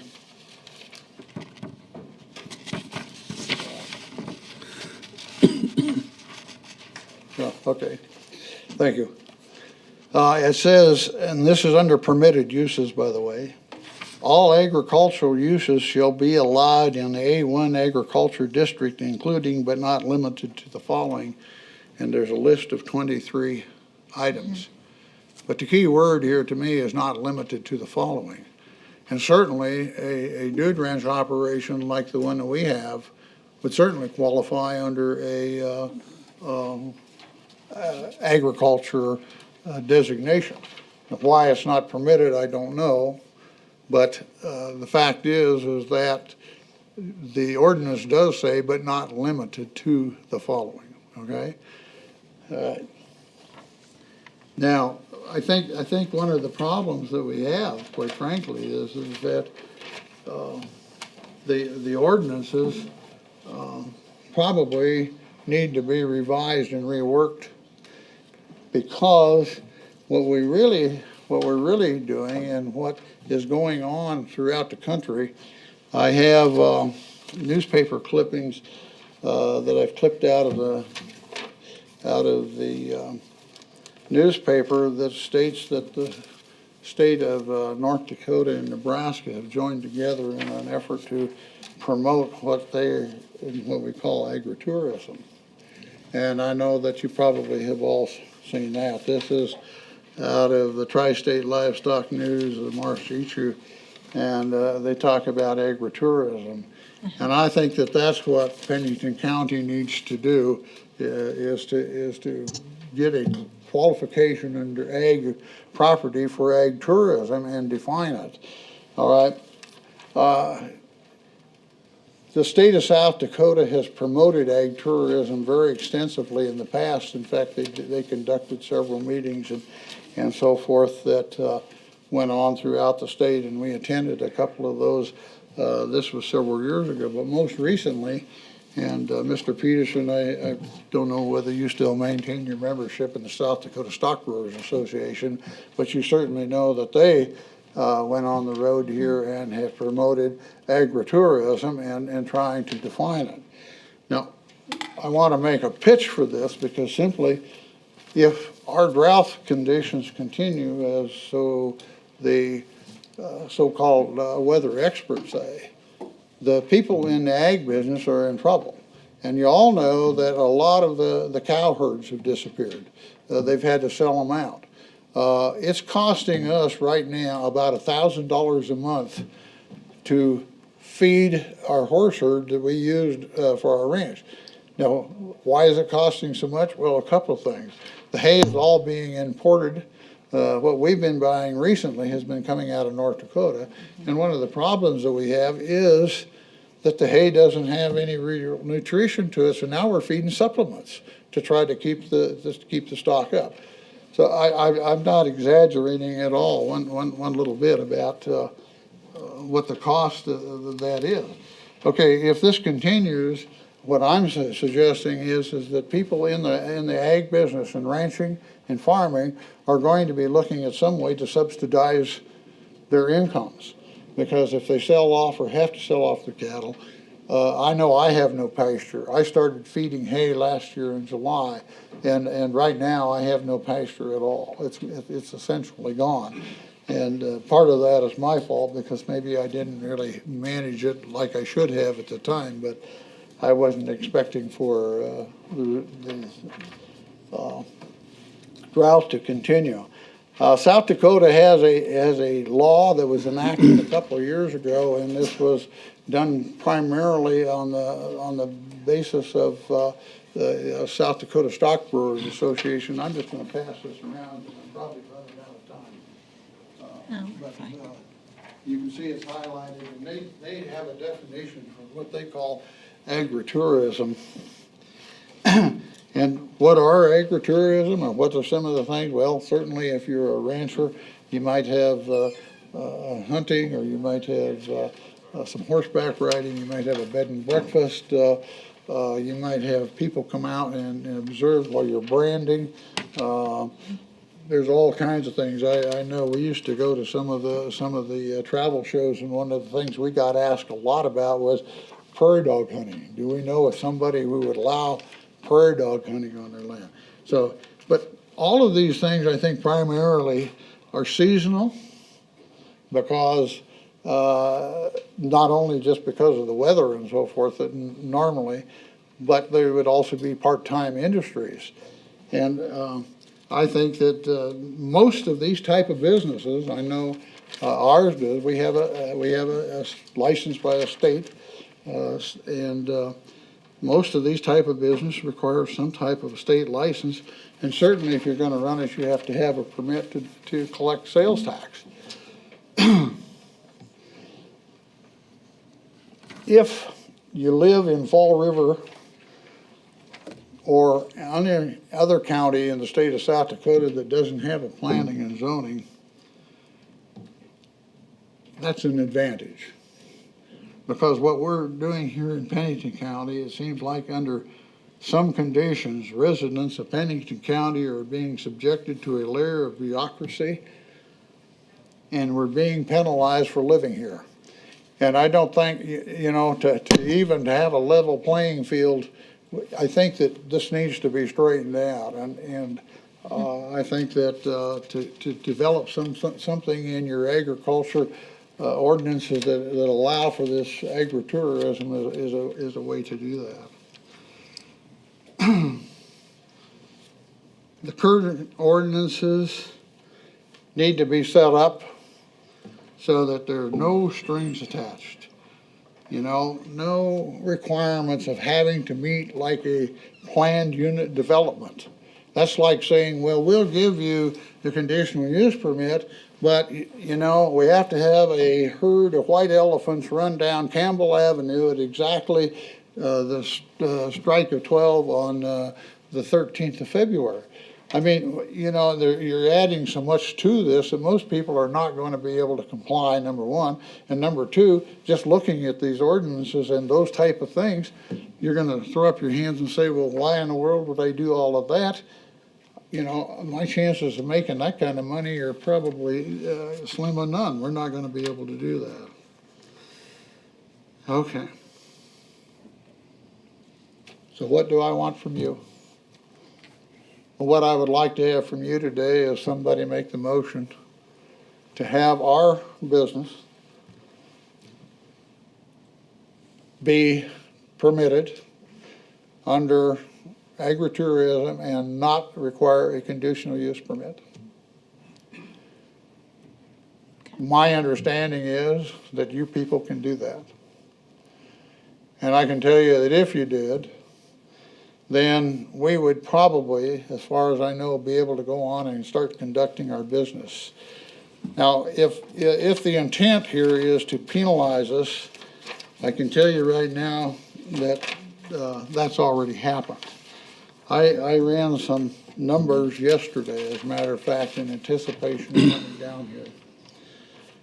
In our business, the Dude Ranch business, you require a advance deposit which basically confirms those people's reservations, right?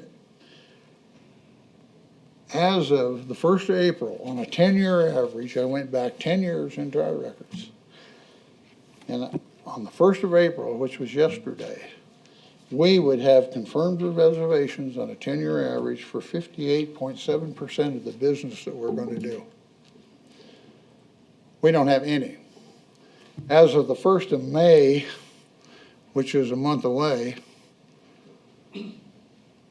10-year average, we had 73.3% of the business that we would expect to do. We don't have any. Now I'll make one more thing and then I'll sit down. We have a chance this year to be on national television. We've been invited. I don't know how many of you will watch RFD TV, but there's a show that comes on there. It's called The Best of America by Horseback. And we got an email from them the other day saying that they would like to have our ranch be a part of their program. Of course, you have to pay something for that, but I mean, it's a really great opportunity. As far as I know, we are the only Dude Ranch in Pennington County.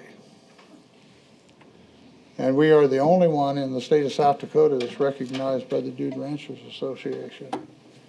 But I know that a lot of the ordinances are created to protect people and things. And we all want to do that. But I also want to remind you that when guests come to our place to horseback ride, they sign a release form. They realize that they're taking into account that there is a risk involved in horseback riding. Mm-hmm.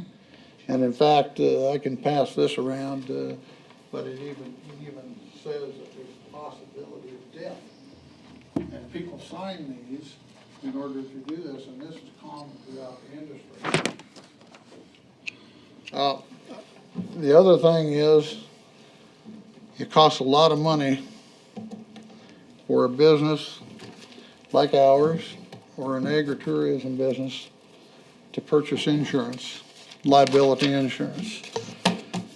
And in my opinion, that's what insurance companies do, is they protect people. And if a business isn't good enough or substantiated enough to be able to purchase insurance, then they sure as heck ain't gonna be in business. If they are, why, then they're crazy. If anybody has any questions, I can try to answer them. Mr. Chair, I just want to clarify something. You actually started the Dude Ranch in what year? We actually started it in 1984, Okay. and that was I was on the property that we owned previously. See, our intent was, we're not getting any younger, and we decided, that it was a lot of work. Sure. I know that some of you folks on the board have been in the military. I was a career reservist, and I spent 39 years making myself available to Uncle Sam's Army. Mm-hmm. And when you go into the military, you take an oath that you will defend your country against all enemies, foreign and domestic. And I can tell you right now that every minute that I spent, I never dreamed in my wildest imagination that my personal rights and liberties would be taken away by my own government. But that's basically what's happened here. And I know that there's more to this story than what I'm relating to you, but basically, in a nutshell, that's what it boils down to. Thank you very much. Mr. Brett, I have a question. The name of your place is Rushmore Resort and Campground, Inc. That's our And corporation. you're neither a resort nor a campground. No, sir. No, sir. It's confusing, but at the time we did that, our lawyer says, well, why do you want to have two corporations? And I wish maybe we would have changed the name, but we didn't. But we've been DBA, Triple R Ranch, ever since. Mr. Chair. Yes.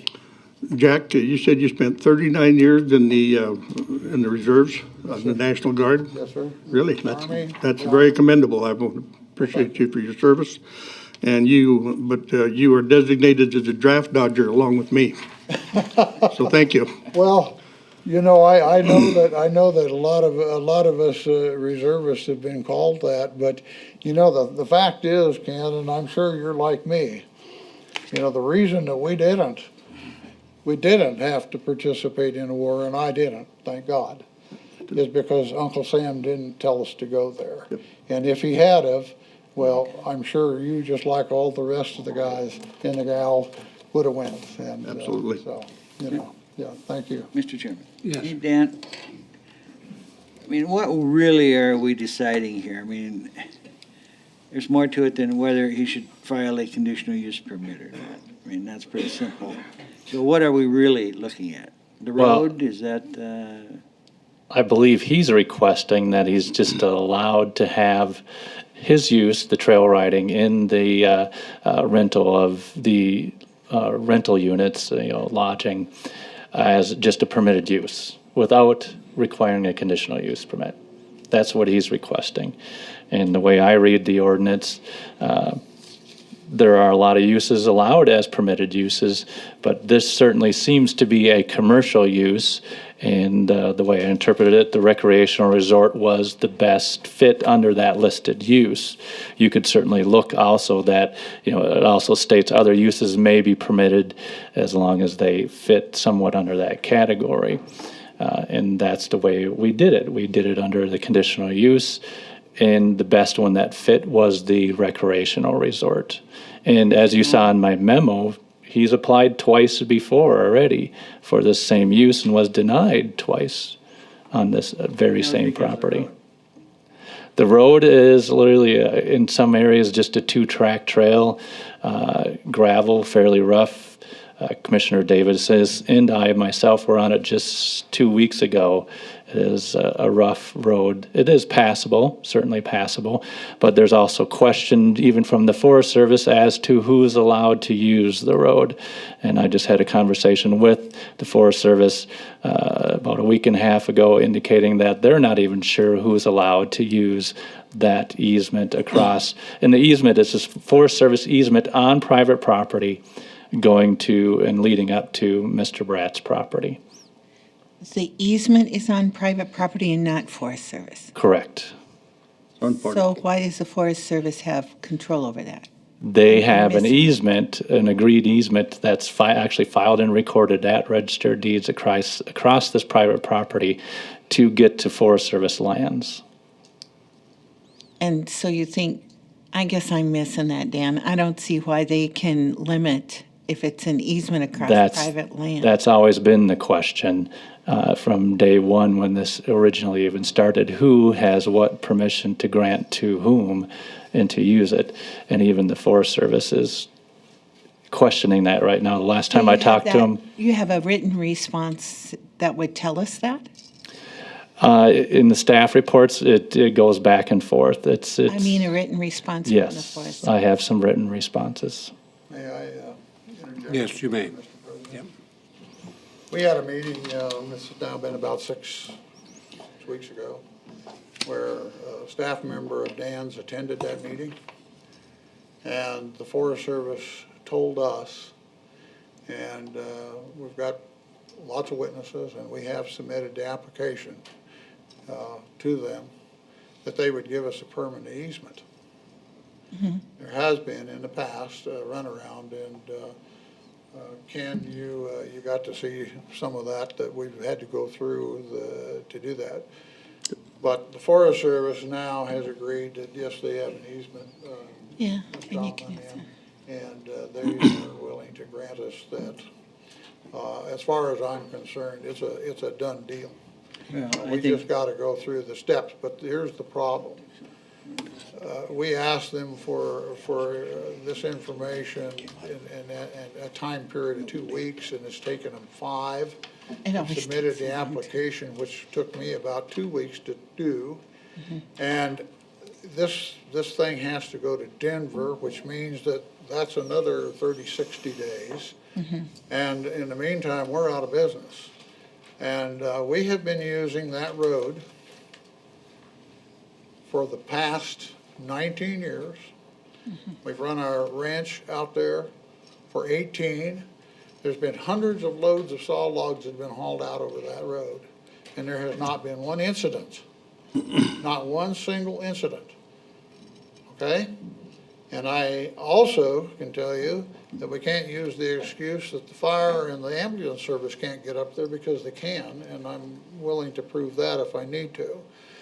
But we have more accidents out here in the parking lot of this courthouse than has happened over 18 years or 19 years that we're familiar with on that road. And as far as I know, there's never been a one. But as far as the road issue is concerned, I think that that's, and I can get you information that says that it is.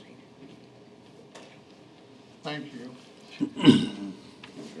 So, Mr. Chair, I also have a question of Dan. Under permitted uses, under number 19, it says isolated cabins and recreation residences, including groups of residences on national forest land. It's not on national forest land. No, it's not, but why, it sounds isolated. Why was that definition picked up over But it says including. a recreational resort area or a seasonal cabin dwelling? I mean, it's sort of, actually, in truthfulness, a seasonal cabin dwelling under the CUP sounds pretty much the same as isolated cabins and recreation residences. I'm just curious why that definition was not used. And as far as I always interpreted it, I know there's Forest Service cabins on Forest Service, or cabins on Forest Service properties. They're leased out under a 99-year lease issue. But the phrasing says isolated cabins and recreation residences, comma, including, meaning it could include that, not that it had to include that. Well, and if you want to, I understand what you're saying, but the use that has on his property is in my interpretation, a commercial use. He charges people to do trail rides. He also charges people to stay in the cabin he has on his property, not on just on a monthly or yearly basis. It's a daily or weekly basis that he charges these people. So recreation residences, you don't think would be, I mean, I'm We've trying always to- interpreted that to be those 99-year lease Forest Service properties. That isn't the way it's written. When You could put a certainly comma interpret it in that way. there- That's just the way When you we've put a comma been. in there, you're qualifying what could be, not what is. Mhm. So I guess when I read it, I mean, it would include cabins and recreational residences. I mean, that's what he's got there. That's one way to interpret it, but then he also has the trail riding business. That's on the Forest Service, Dan. Well, I don't, I guess horses are horses. I mean, they belong on a general Well, ag. You can get into the argument of, in some areas of the law, horses are not considered agriculture. Oh, that's right. So, listen, you might not want to go there. Okay. Hey, I'm going to step in here just a minute. What brought this forward as an issue, given the history that we've heard? Yeah. Why, something must have happened to cause this to be an issue. What was it? A complaint that he was operating the business on the property. And he attempted to do this twice before, get permits to become legal, and was denied. And as far as we knew, he wasn't even operating since the complaint or the CUPs were denied. We got a complaint that he was still operating it, so we sent him a letter saying he needed to go through the permitting process or cease operation of the commercial business. Mr. Chair. Yes. I'm not a fan of putting anybody out of business, period. And somehow or other, we ought to be able to make this work. And what it takes, I'm not exactly sure. But I'm not saying that it's happened, the government, I don't care at what stage it is, doesn't have to have a vendetta against its citizens. But someplace in there, I think we can make this thing work, and I'm with Nancy on that 19. My friendly neighborhood attorney sitting right next to me here kind of reads it the way you said, but Nancy and I kind of read it the other way. But still, there needs to be a way that we can make this happen. And then Jay, I'd like to have your help in putting this together. And Mr. Bratt did say he understood that we could make a motion to put this under the agritourism section, which I know we don't have. But so I'd like to know how we could do that if that's a possibility. He does have the possibility to operate this on the property through the conditional use permit process, which he attempted to do. But we gave him permission to use a road and a section line long time ago, and I don't remember what took place with that now. It's been too far back. My memory's not that long. Let's just step back. You said there was 2 attempts to do the conditional use thing, and I assume if they were not successful, they stopped here. Why? Yes. Access to the property is very limited. Both Planning Commission, in one attempt, Planning Commission actually approved it. It was appealed, it went to County Board, and it was denied. Mainly because of access to the property. It is very limited. We even had to actually staff get lost trying to find the place. They could not find it. It is about a half mile, 3/4 of a mile to get to the property across a very rugged Forest Service, It's not limited, Forest Service. well, an easement across private property.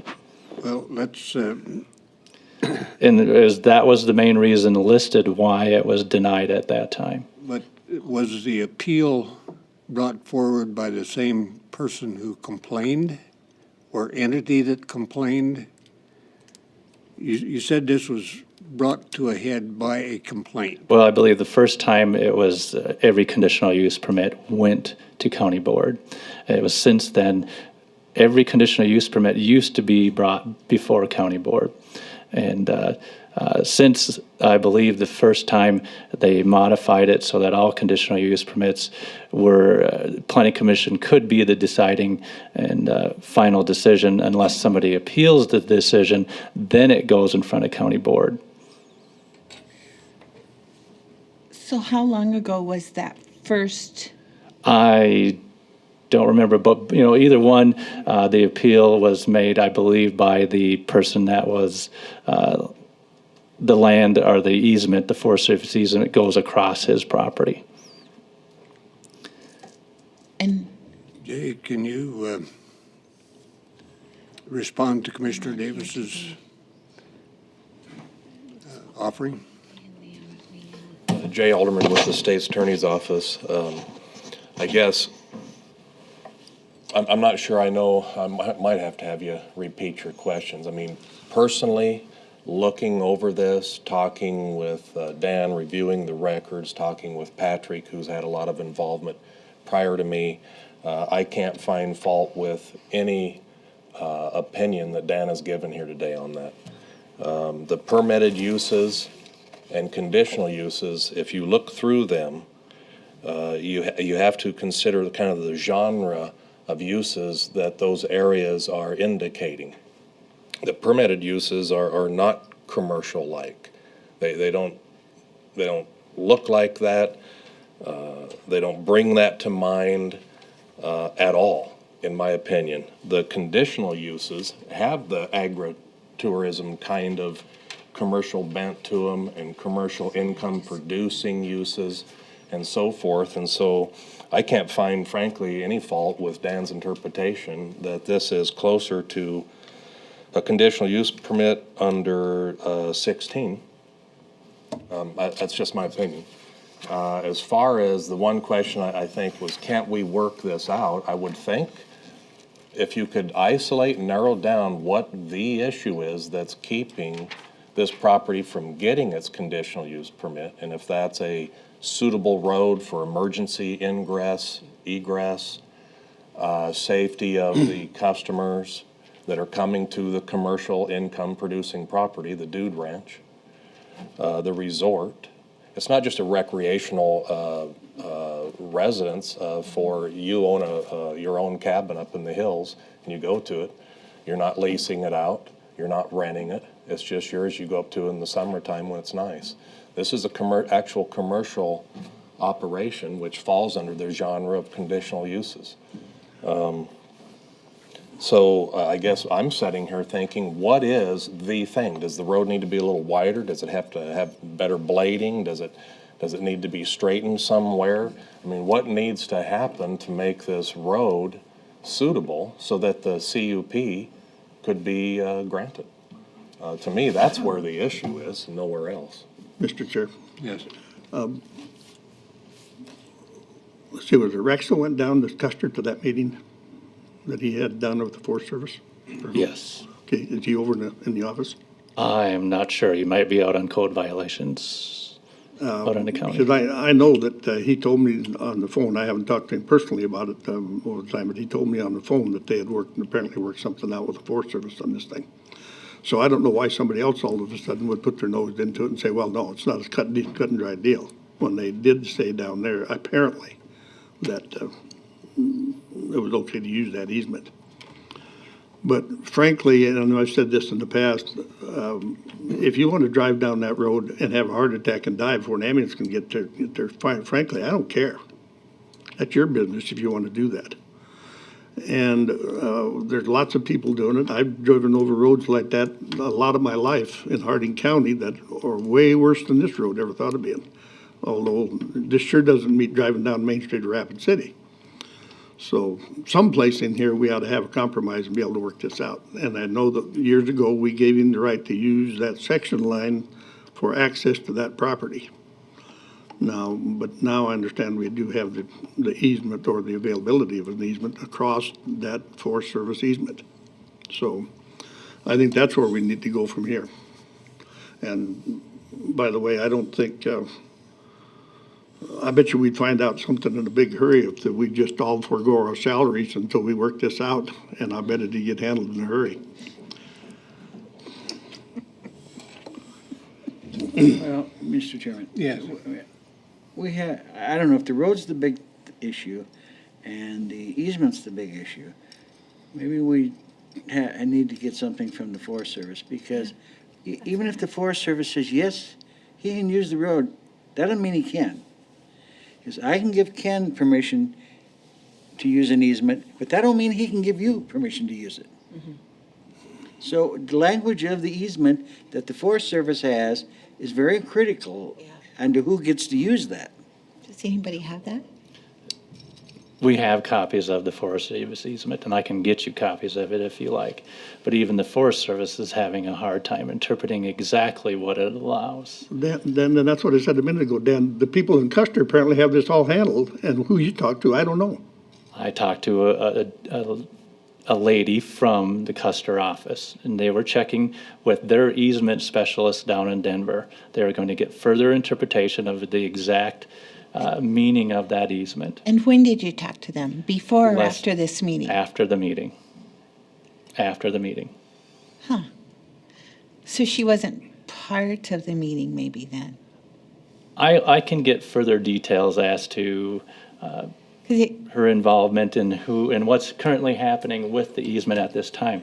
But there's also another issue. This access to his property actually even veers off of this easement and goes across the private property.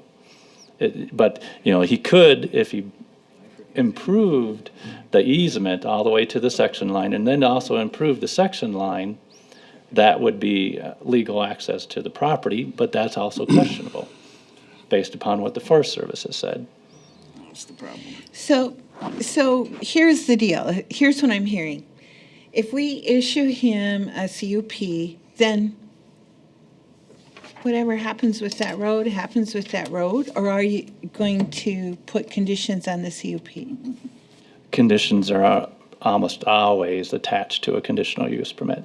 So there would be conditions attached to it. And of course, they'd be attached by the planning commission or in county board's sake if it got appealed to county board. Waived by the county board. Yeah. Mr. Brandt, if you want to come up, please. The easement the Forest Service has Dan, states go get very Rex. plainly that it's open to the public. That's how it's stated, right in there. One of the reasons that the road is not in as good a shape as it is because the Forest Service stopped us from doing maintenance on it in 2007. Prior to that time, we were performing maintenance on the road, and they stopped us from doing it.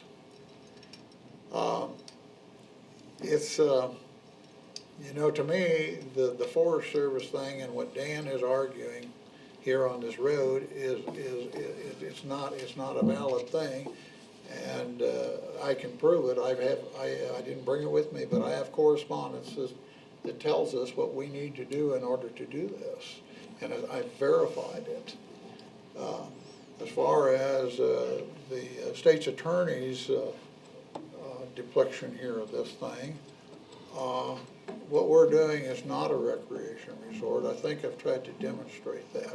A recreation resort, quite frankly, should never be allowed on ag land to begin with, I wouldn't think, because what you're talking about is a totally different type of enterprise. But what could be more ag-oriented than a dude ranch? I mean, what could be? But anyway, one thing I want to mention about this road, and I should have done it when I did my presentation. Last year, 2012, was the best year that we have ever had since we moved over to this property. The best year. We had 17 vehicles, people who were visitors or guests to our ranch that drove out there. 17 vehicles. That was an average of 1 per week of our operation. The rest of our guests, we either pick up at the airport or we give them the option if they don't want to drive on that road. We have a place in Keystone where they can leave their car parked, and we pick them up and we haul them. But I'll be more than happy to prove that we have that. What did you find out and hear from the Forest Service when you attended that meeting in my behalf in Custer here a while back when I was there? Basically, they needed to have Jack fill out an application, and go forward with that. Okay, so what was the consensus? Did you understand? Are they seem to be willing to give this easement or this permit to cross that, or what did you find? They did not give him a good answer at that time. They said, fill it out, and then they would go from there. So, Just a minute. Has to work its way through. Yeah. Correct. Identify. Did you not hear them, did they say that they wouldn't grant it? No, they did not say The that. fact of the matter is, did they not say, Rex, that it was open to the public, that anybody can use it? Sir, if you're going to speak, come up to the microphone, please, because this is recorded. But identify yourself. Sure. I'm Rex Fackrell, and I'm the code enforcement officer with the planning department. And I was at that meeting in place of Commissioner Davis, and I listened to it. They said apply for the permit, but they would not have they didn't really give them an idea, yes or no, at all, until after they looked at it and reviewed it. Did they say that that road is open to the public to use? Because They were not saying it was either way. They said they'd have to look into it further.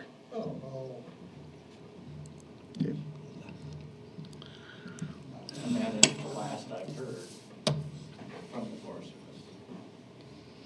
Service. Anything further from the commission?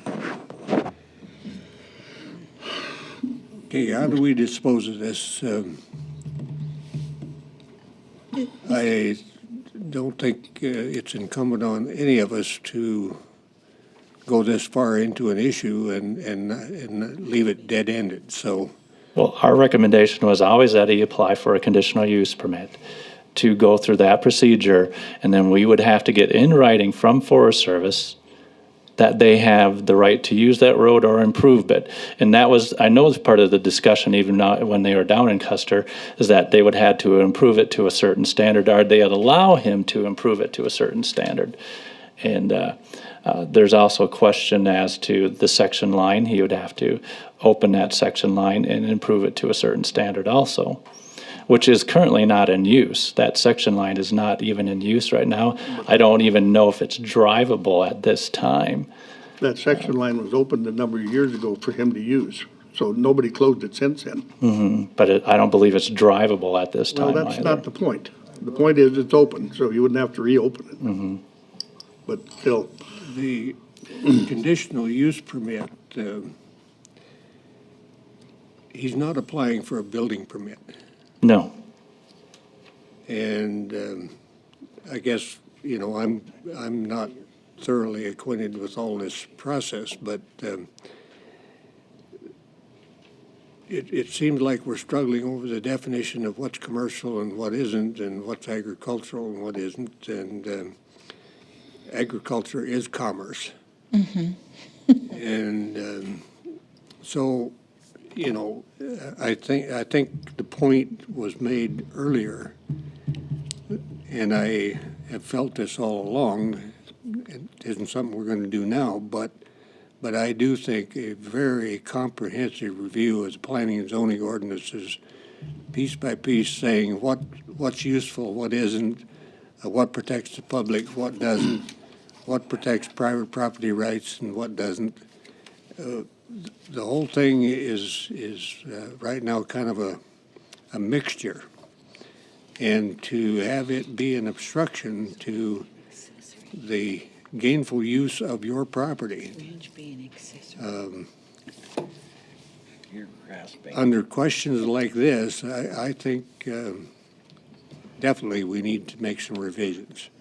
But in spite of that, what do we do now to get these people the right to use their property as they have been using it? Well, he is supposed to apply for a conditional use permit.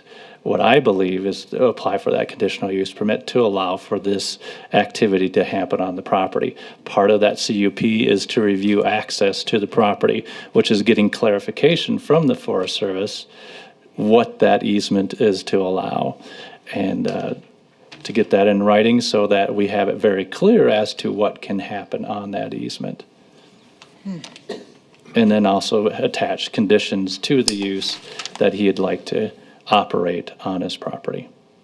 And that's what he's done in the past. The unfortunate thing is it was denied because of what the commissioners at that time felt was inadequate access. If I may, Commissioner, if the commission is struggling a little bit between whether this should be, by definition, a permitted use or a conditional use, I don't know if the access issue, the easement, is at all determinative of that. You could certainly, if you wish, continue this matter for a period of time. Now, who knows how long it'll take the Forest Service to respond to a request in writing. But you could certainly continue it until you get something back from them that helps you at least understand a little bit more the access issue or the right to use that road issue. I don't know if that is helpful at all, but you certainly could go down that path. Otherwise, today, I guess you're left with deciding on your own that this falls under a permitted use or a conditional use. And if it's permitted, it's permitted. If it's conditional, there has to be an application process and go through it. Sir, I'm sure you would agree that the. You gotta come up.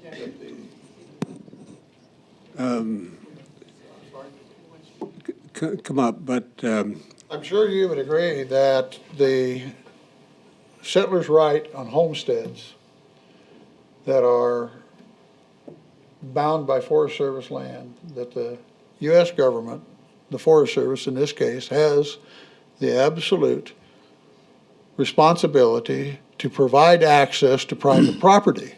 to allow access. Now, how they do it has been up to them because we've submitted a couple of different applications and this is the way they frankly chose. You know, it's not a question, gentlemen and Ms. Troutman, whether or not we can get to our land. We have to get to it and they have to give us, and that is the law of the land and has been since they started the Homestead Act. And I'm sure, Mr. Bustridge, you would agree with that. I'm sure I would not. You would not? No. You have, well, they maybe have to, you may probably have a right to have access to your property, and you have a section line, as far I understand it, that goes to your property, so use it. It's that simple. The road comes off of private property or Forest Service property and goes to the section line, correct? I can show you the exact. Yeah, that's what, It's that's a an different isolated story. tract, then. Yeah, it is. This right here and this right, this is Jack Brad's property right here, here, and here. This is owned by a private individual right here. The Forest Service easement, I believe this is even owned by a private individual. This is Forest Service. The road actually comes across here, comes down here, and comes around like this. And the Forest easement continues onto the section line, which is right here. But what is currently being used by the applicant breaks off right here, and there's no easement, there's nothing in place from here to here right now to get to Jack Brad's property. The Forest Service easement comes across here and then takes a section line, and then there's a road that comes across here. So he can use the section line to get to his property unless it is untravelable. Then it becomes an isolated tract, which we would have to supply him some way to get there. Correct? That's what happened out here off of Yeah. 16 a few years ago. If it's impossible to use, you can't, obviously. Jay, you're being rather studious there, but can I ask you a question, interrupt you?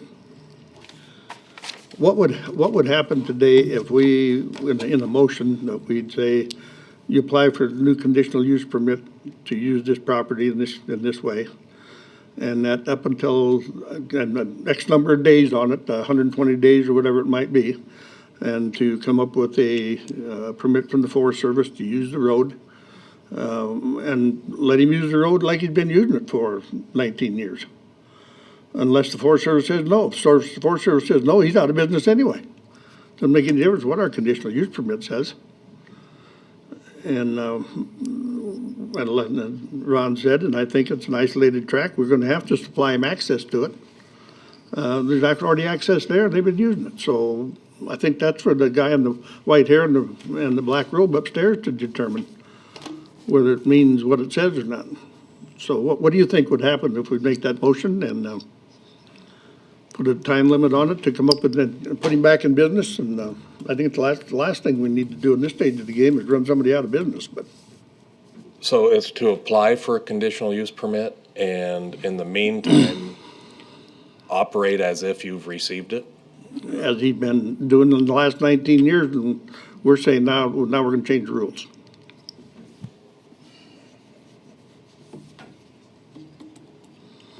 Well, you haven't, I mean, I'm in a little bit of an awkward position because you really haven't changed the rules. He's been before you a few times and he's been denied, not necessarily by each of you individually, but by the Pennington County Board of Commissioners. So I don't know that you've honestly changed the rules on him. You've discussed the rules with him We and ruled. did tell him that he could use that section line, but the section line is untravelable. So then, where we go from there? And here, I've got a copy. What I was studiously looking at was the actual easement. And it's talking about exclusive easement for the road for use by all lawful purposes by the United States and its assigns, including but not limited to contractors, licensees, permittees, easement grantees, and the general public when authorized by the grantee. So the Forest Service needs to specifically authorize or permit someone to use that easement by the very terms of this easement. Pretty general language. Pretty usual language. Yeah. We have that authorization. See, that's one of the problems I'm hearing here today. I've heard 2 or 3 different sides of the same story, and of course, I'd like to have the 4 or 5 people that aren't here all be in the room at the same time and be asked questions and have them say, did you grant it? And if so, where's that paper? Did you not grant it? Why not? Does it absolutely, the head cheese saying it absolutely has to go to Denver?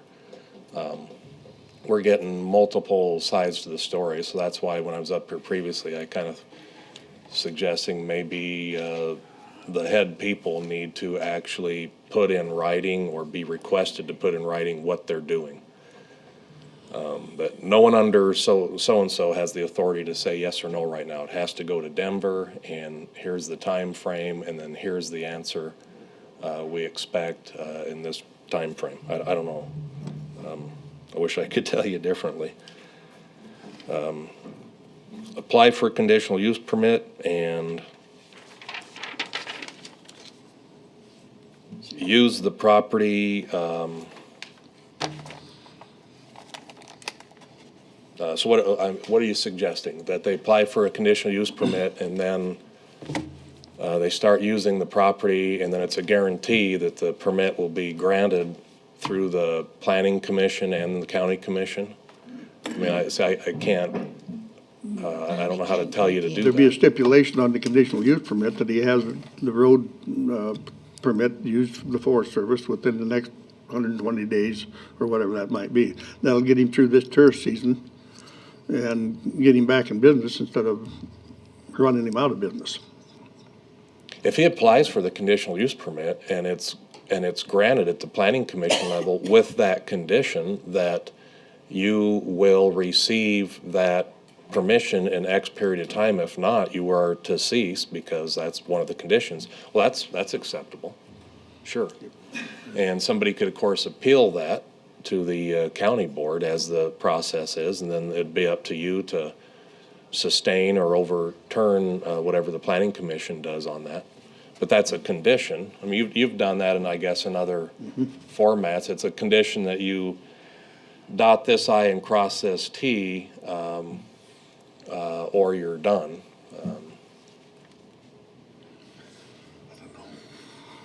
But they'd have to be pretty specific and time frame set for that. Jack, I still want to speak. One more time. We have a permit issued to us by the Black Hills National Forest to operate on the Black Hills National Forest, and that permit recognizes that our place of business is on this property. I have a letter in my file, and have had it for a number of years, that authorizes us to use that road. The problem that I have here, quite frankly, with conditions on a conditional use permit is that, number one, we have to pay, according to the planning director, $300 for an application, another $300 because we didn't do something, and then a $500 fine. We're talking about $1,100 and some dollar outlay based on a road condition that, as far as I know, not a person in this room has any authority over. I don't understand, frankly, how Pennington County commissioners can put a stipulation in on a road that they have no authority over. Now, they did say at this meeting that we attended that if the county wanted to make demands on this road, then maybe they should come and maintain it. And I guess that would be an answer to the problem. But The county absolutely has a right under a conditional use permit and granting that permit to make sure there's access.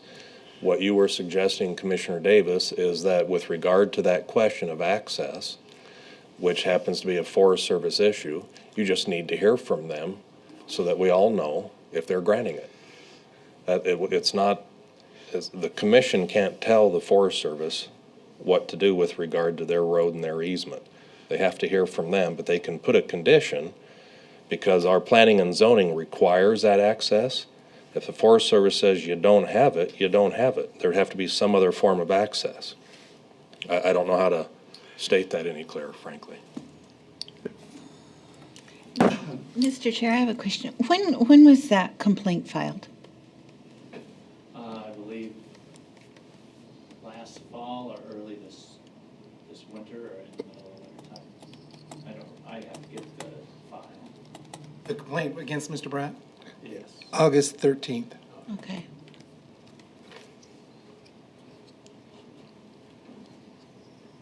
Wow. Too bad we couldn't have heard about this earlier.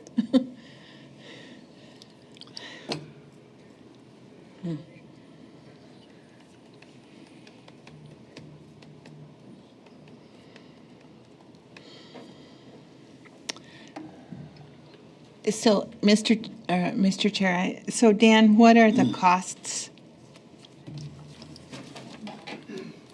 I've had this conversation with Mr. Bratt and indicated it is a conditional use permit, and which is currently $370. In order to waive the double fees or penalty fees, he'd have to cease operation and take down his website, is what I indicated to him. If all those things are done, then it would just be the $370 for the conditional use permit. And you say that the website isn't down and they've not... I've heard it is down right now. It is, there's a note on it stating that Pennington County has, you read it, that it's been shut down offline at this time. this is what our website will tell you. So then he's put himself out of business, and we put him out of business to go along with it. I'm just stating that in order to apply for the conditional use permit without paying the penalties, he has to cease operation and close down his website. So at this point, it's $370. Yes.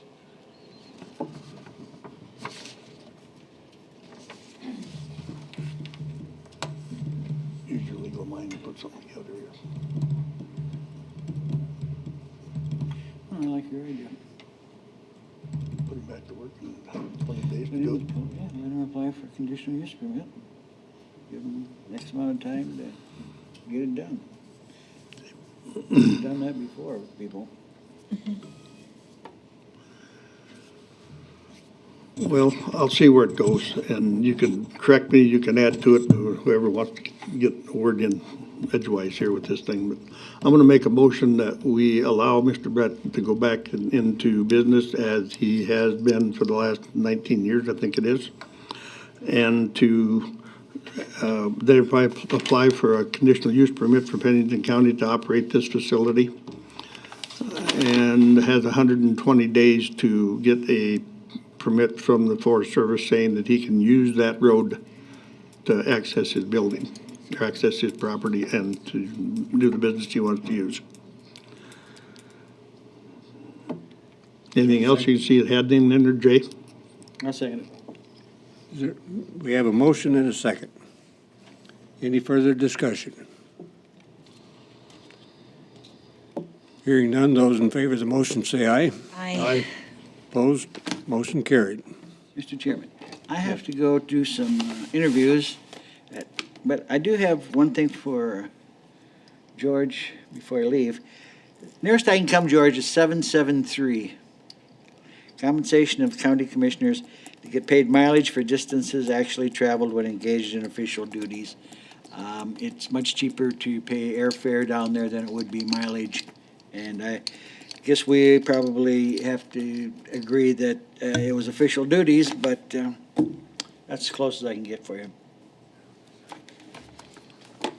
Okay, Okay. you've got 3 more minutes. Well, I got a hobble upstairs. Oh, okay. Yeah.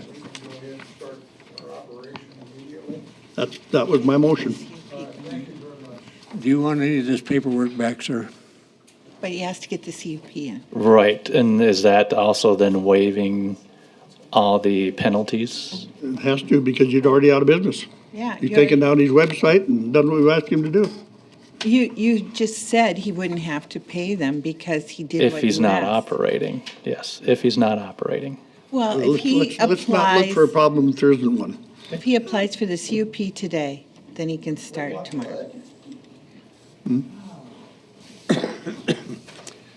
Okay. I think, yes, we are on item 25. Holly, you're on. Oh, wait, yeah.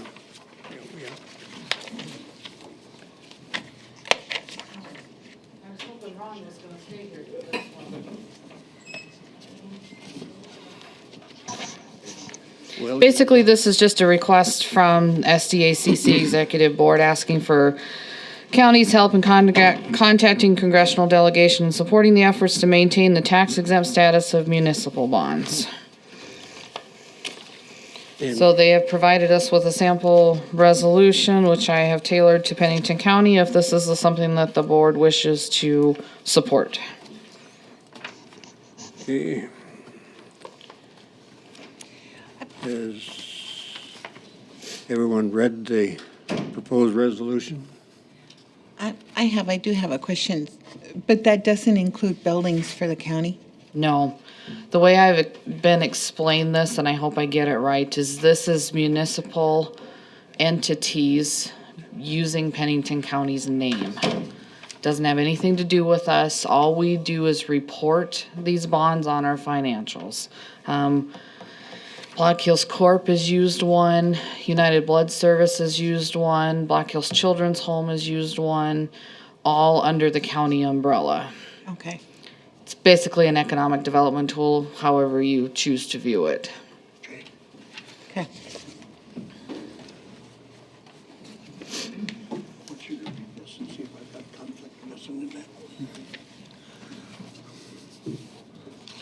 So we're looking for the chair's signature on this resolution. To approve the resolution and the And chairman's that would be signature. my motion. I'll second.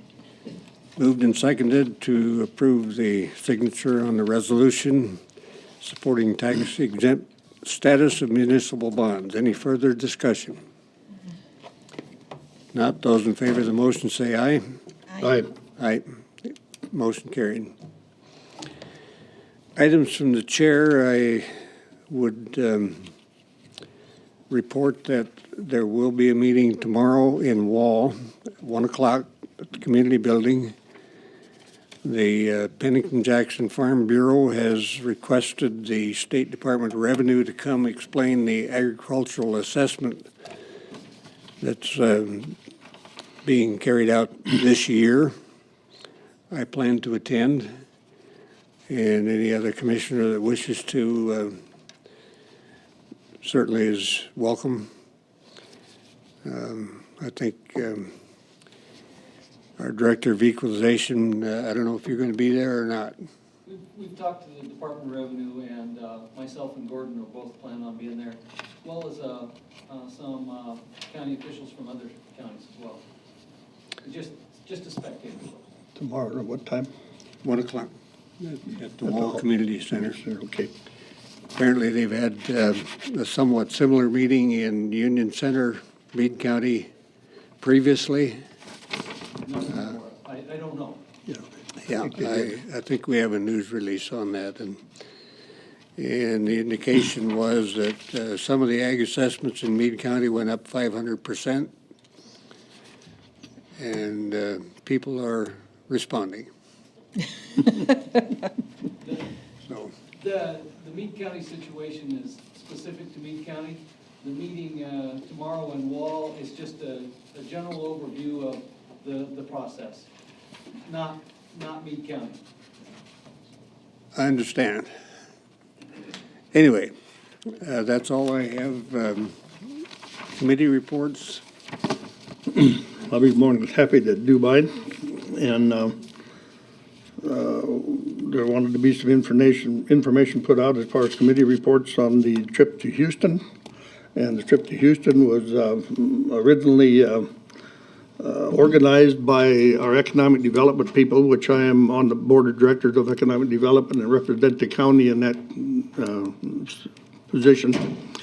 There's a company by the name of Jackson Lewis law firm that is moving into Rapid City and going to open up a law office, and they deal mainly in labor law, and one of their attorneys in Omaha has been a attorney for Pennington County for about 20 years. And we've used this company to represent Pennington County. But they are, kind of, like I say, they're coming in here. Mainly they are interested in labor law and also in energy law. And that's why they're coming here, is to set up something to work into the oil fields in North Dakota. They're the ones that put out the suggestion that we do this. They set up meetings with numerous oil companies and individuals that had businesses and things in the Houston area. I can name a couple of them, but most of them I won't name because of confidentiality. They want to remain that way until they make up their mind what they're going to do. One, you can look on the internet and find a company by the name of Baker Hughes. I've talked to the guy that, one of the guys that works with Baker Hughes at a pretty substantial position that has an uncle here in town. And I met this guy through his uncle when we got ready to go to Houston for this trip. I mentioned the guy that I wouldn't be at the coffee shop on Monday morning. He asked why not, so I told him. Well, anyway, you know what the last name on that Baker Hughes means. So there's also a company that's interested in coming here that is a building company that builds. They have a way of building foundations for homes and transporting them to different locations, and they can build them on site. And they're looking a little bit of coming here. How they do this, I don't have a clue, but they do have the ability to do this, and they've been doing it in the Houston area for a long time. Numerous oil companies that we met with. Also, we had several people there that we met with the tourism officials, and we talked about it, and this did come up. It's called agritourism. We're trying to get people from the ag business and in the Texas area to come here and visit our community and visit our ag people and tell us how they maybe can help in South Dakota. One of the things that we did do, we had a couple of people and from the Central States Fair Board, which I happen to be a member of, went to the Houston Stock Show and got a lot of good information on things that the Houston Stock Show is doing that we don't do here. And just to show you what one of them is that they basically honor their volunteers by name, and they put jackets or shirts on them that says, "I'm a volunteer and I do whatever for the Houston Stock Show." That's one of the things they did come up with, amongst a lot more. We also worked with one of our local airlines, and right now I'm not at the privilege, I guess, to say that the name of it, but we're trying to get this airline to come into Rapid City direct out of Houston. Right now, you have to go from Houston to Dallas and then up here. So they're trying to get a direct airline flight from Houston into this area. One of the situations that they got out of some of this didn't come out of Houston, but out of the way that we did this operation. And the mayor and some others went to Texas, and this WL Plastics is building a big plastics pipe company out here north of town. We can go on the line a long ways with the Houston deal.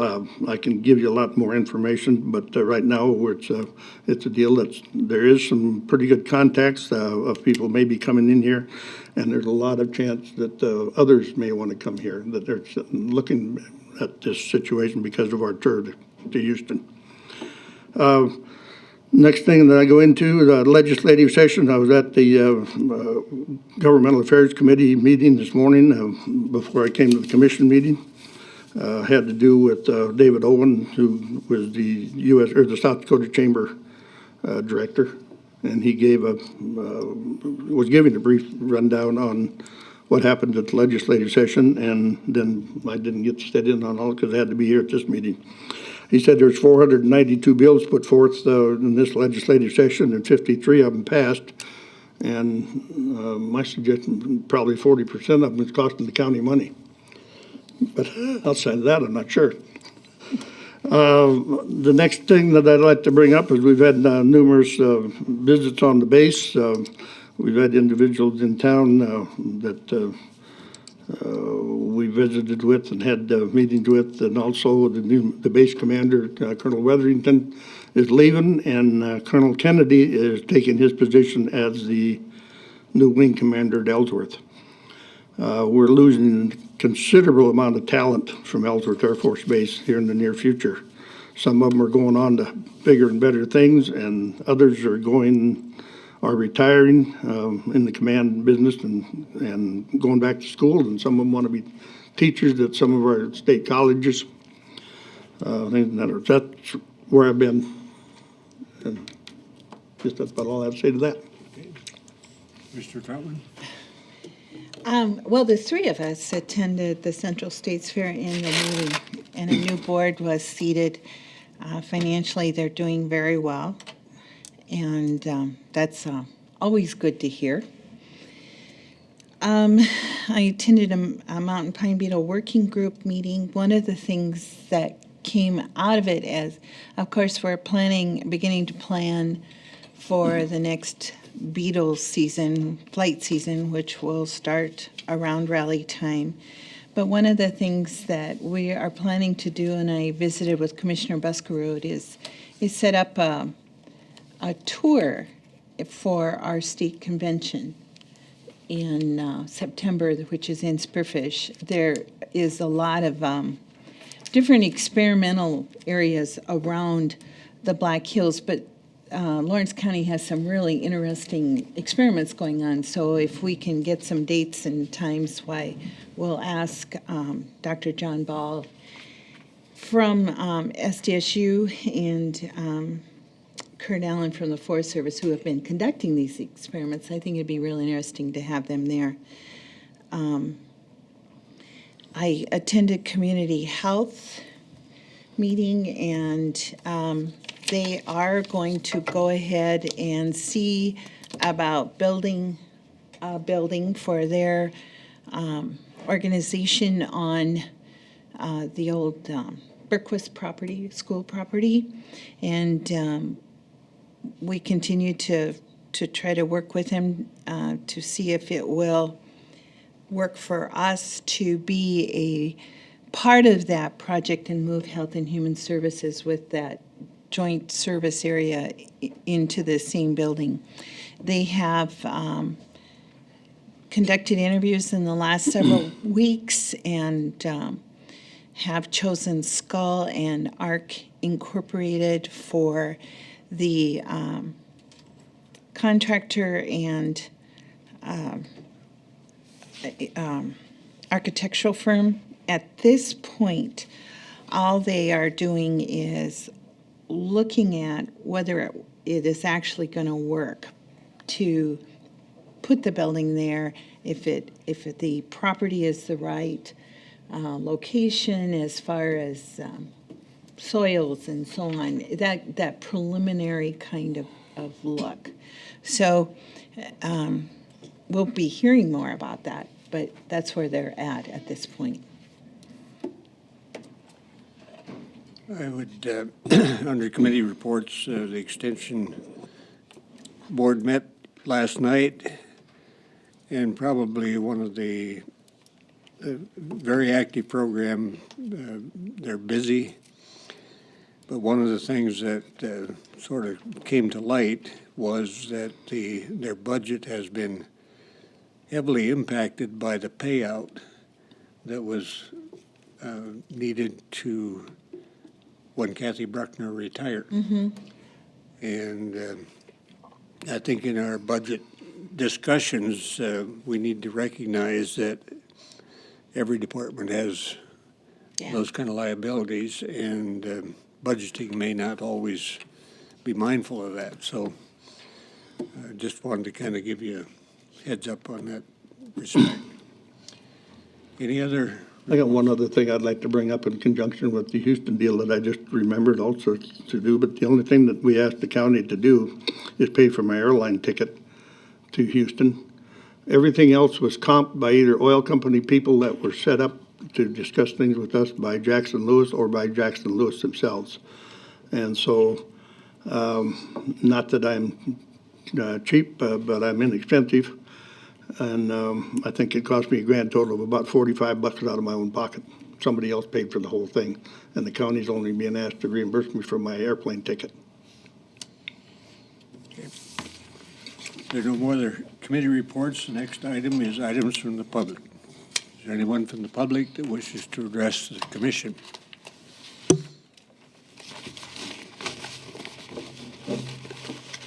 Any public comment? Hearing none, the chair would entertain a motion for executive session. I move to go into executive session, Mr. Chair. Second. Moved and seconded to go into executive session. Any discussion? All in favor, say aye. Aye. Aye. Opposed? Motion carries.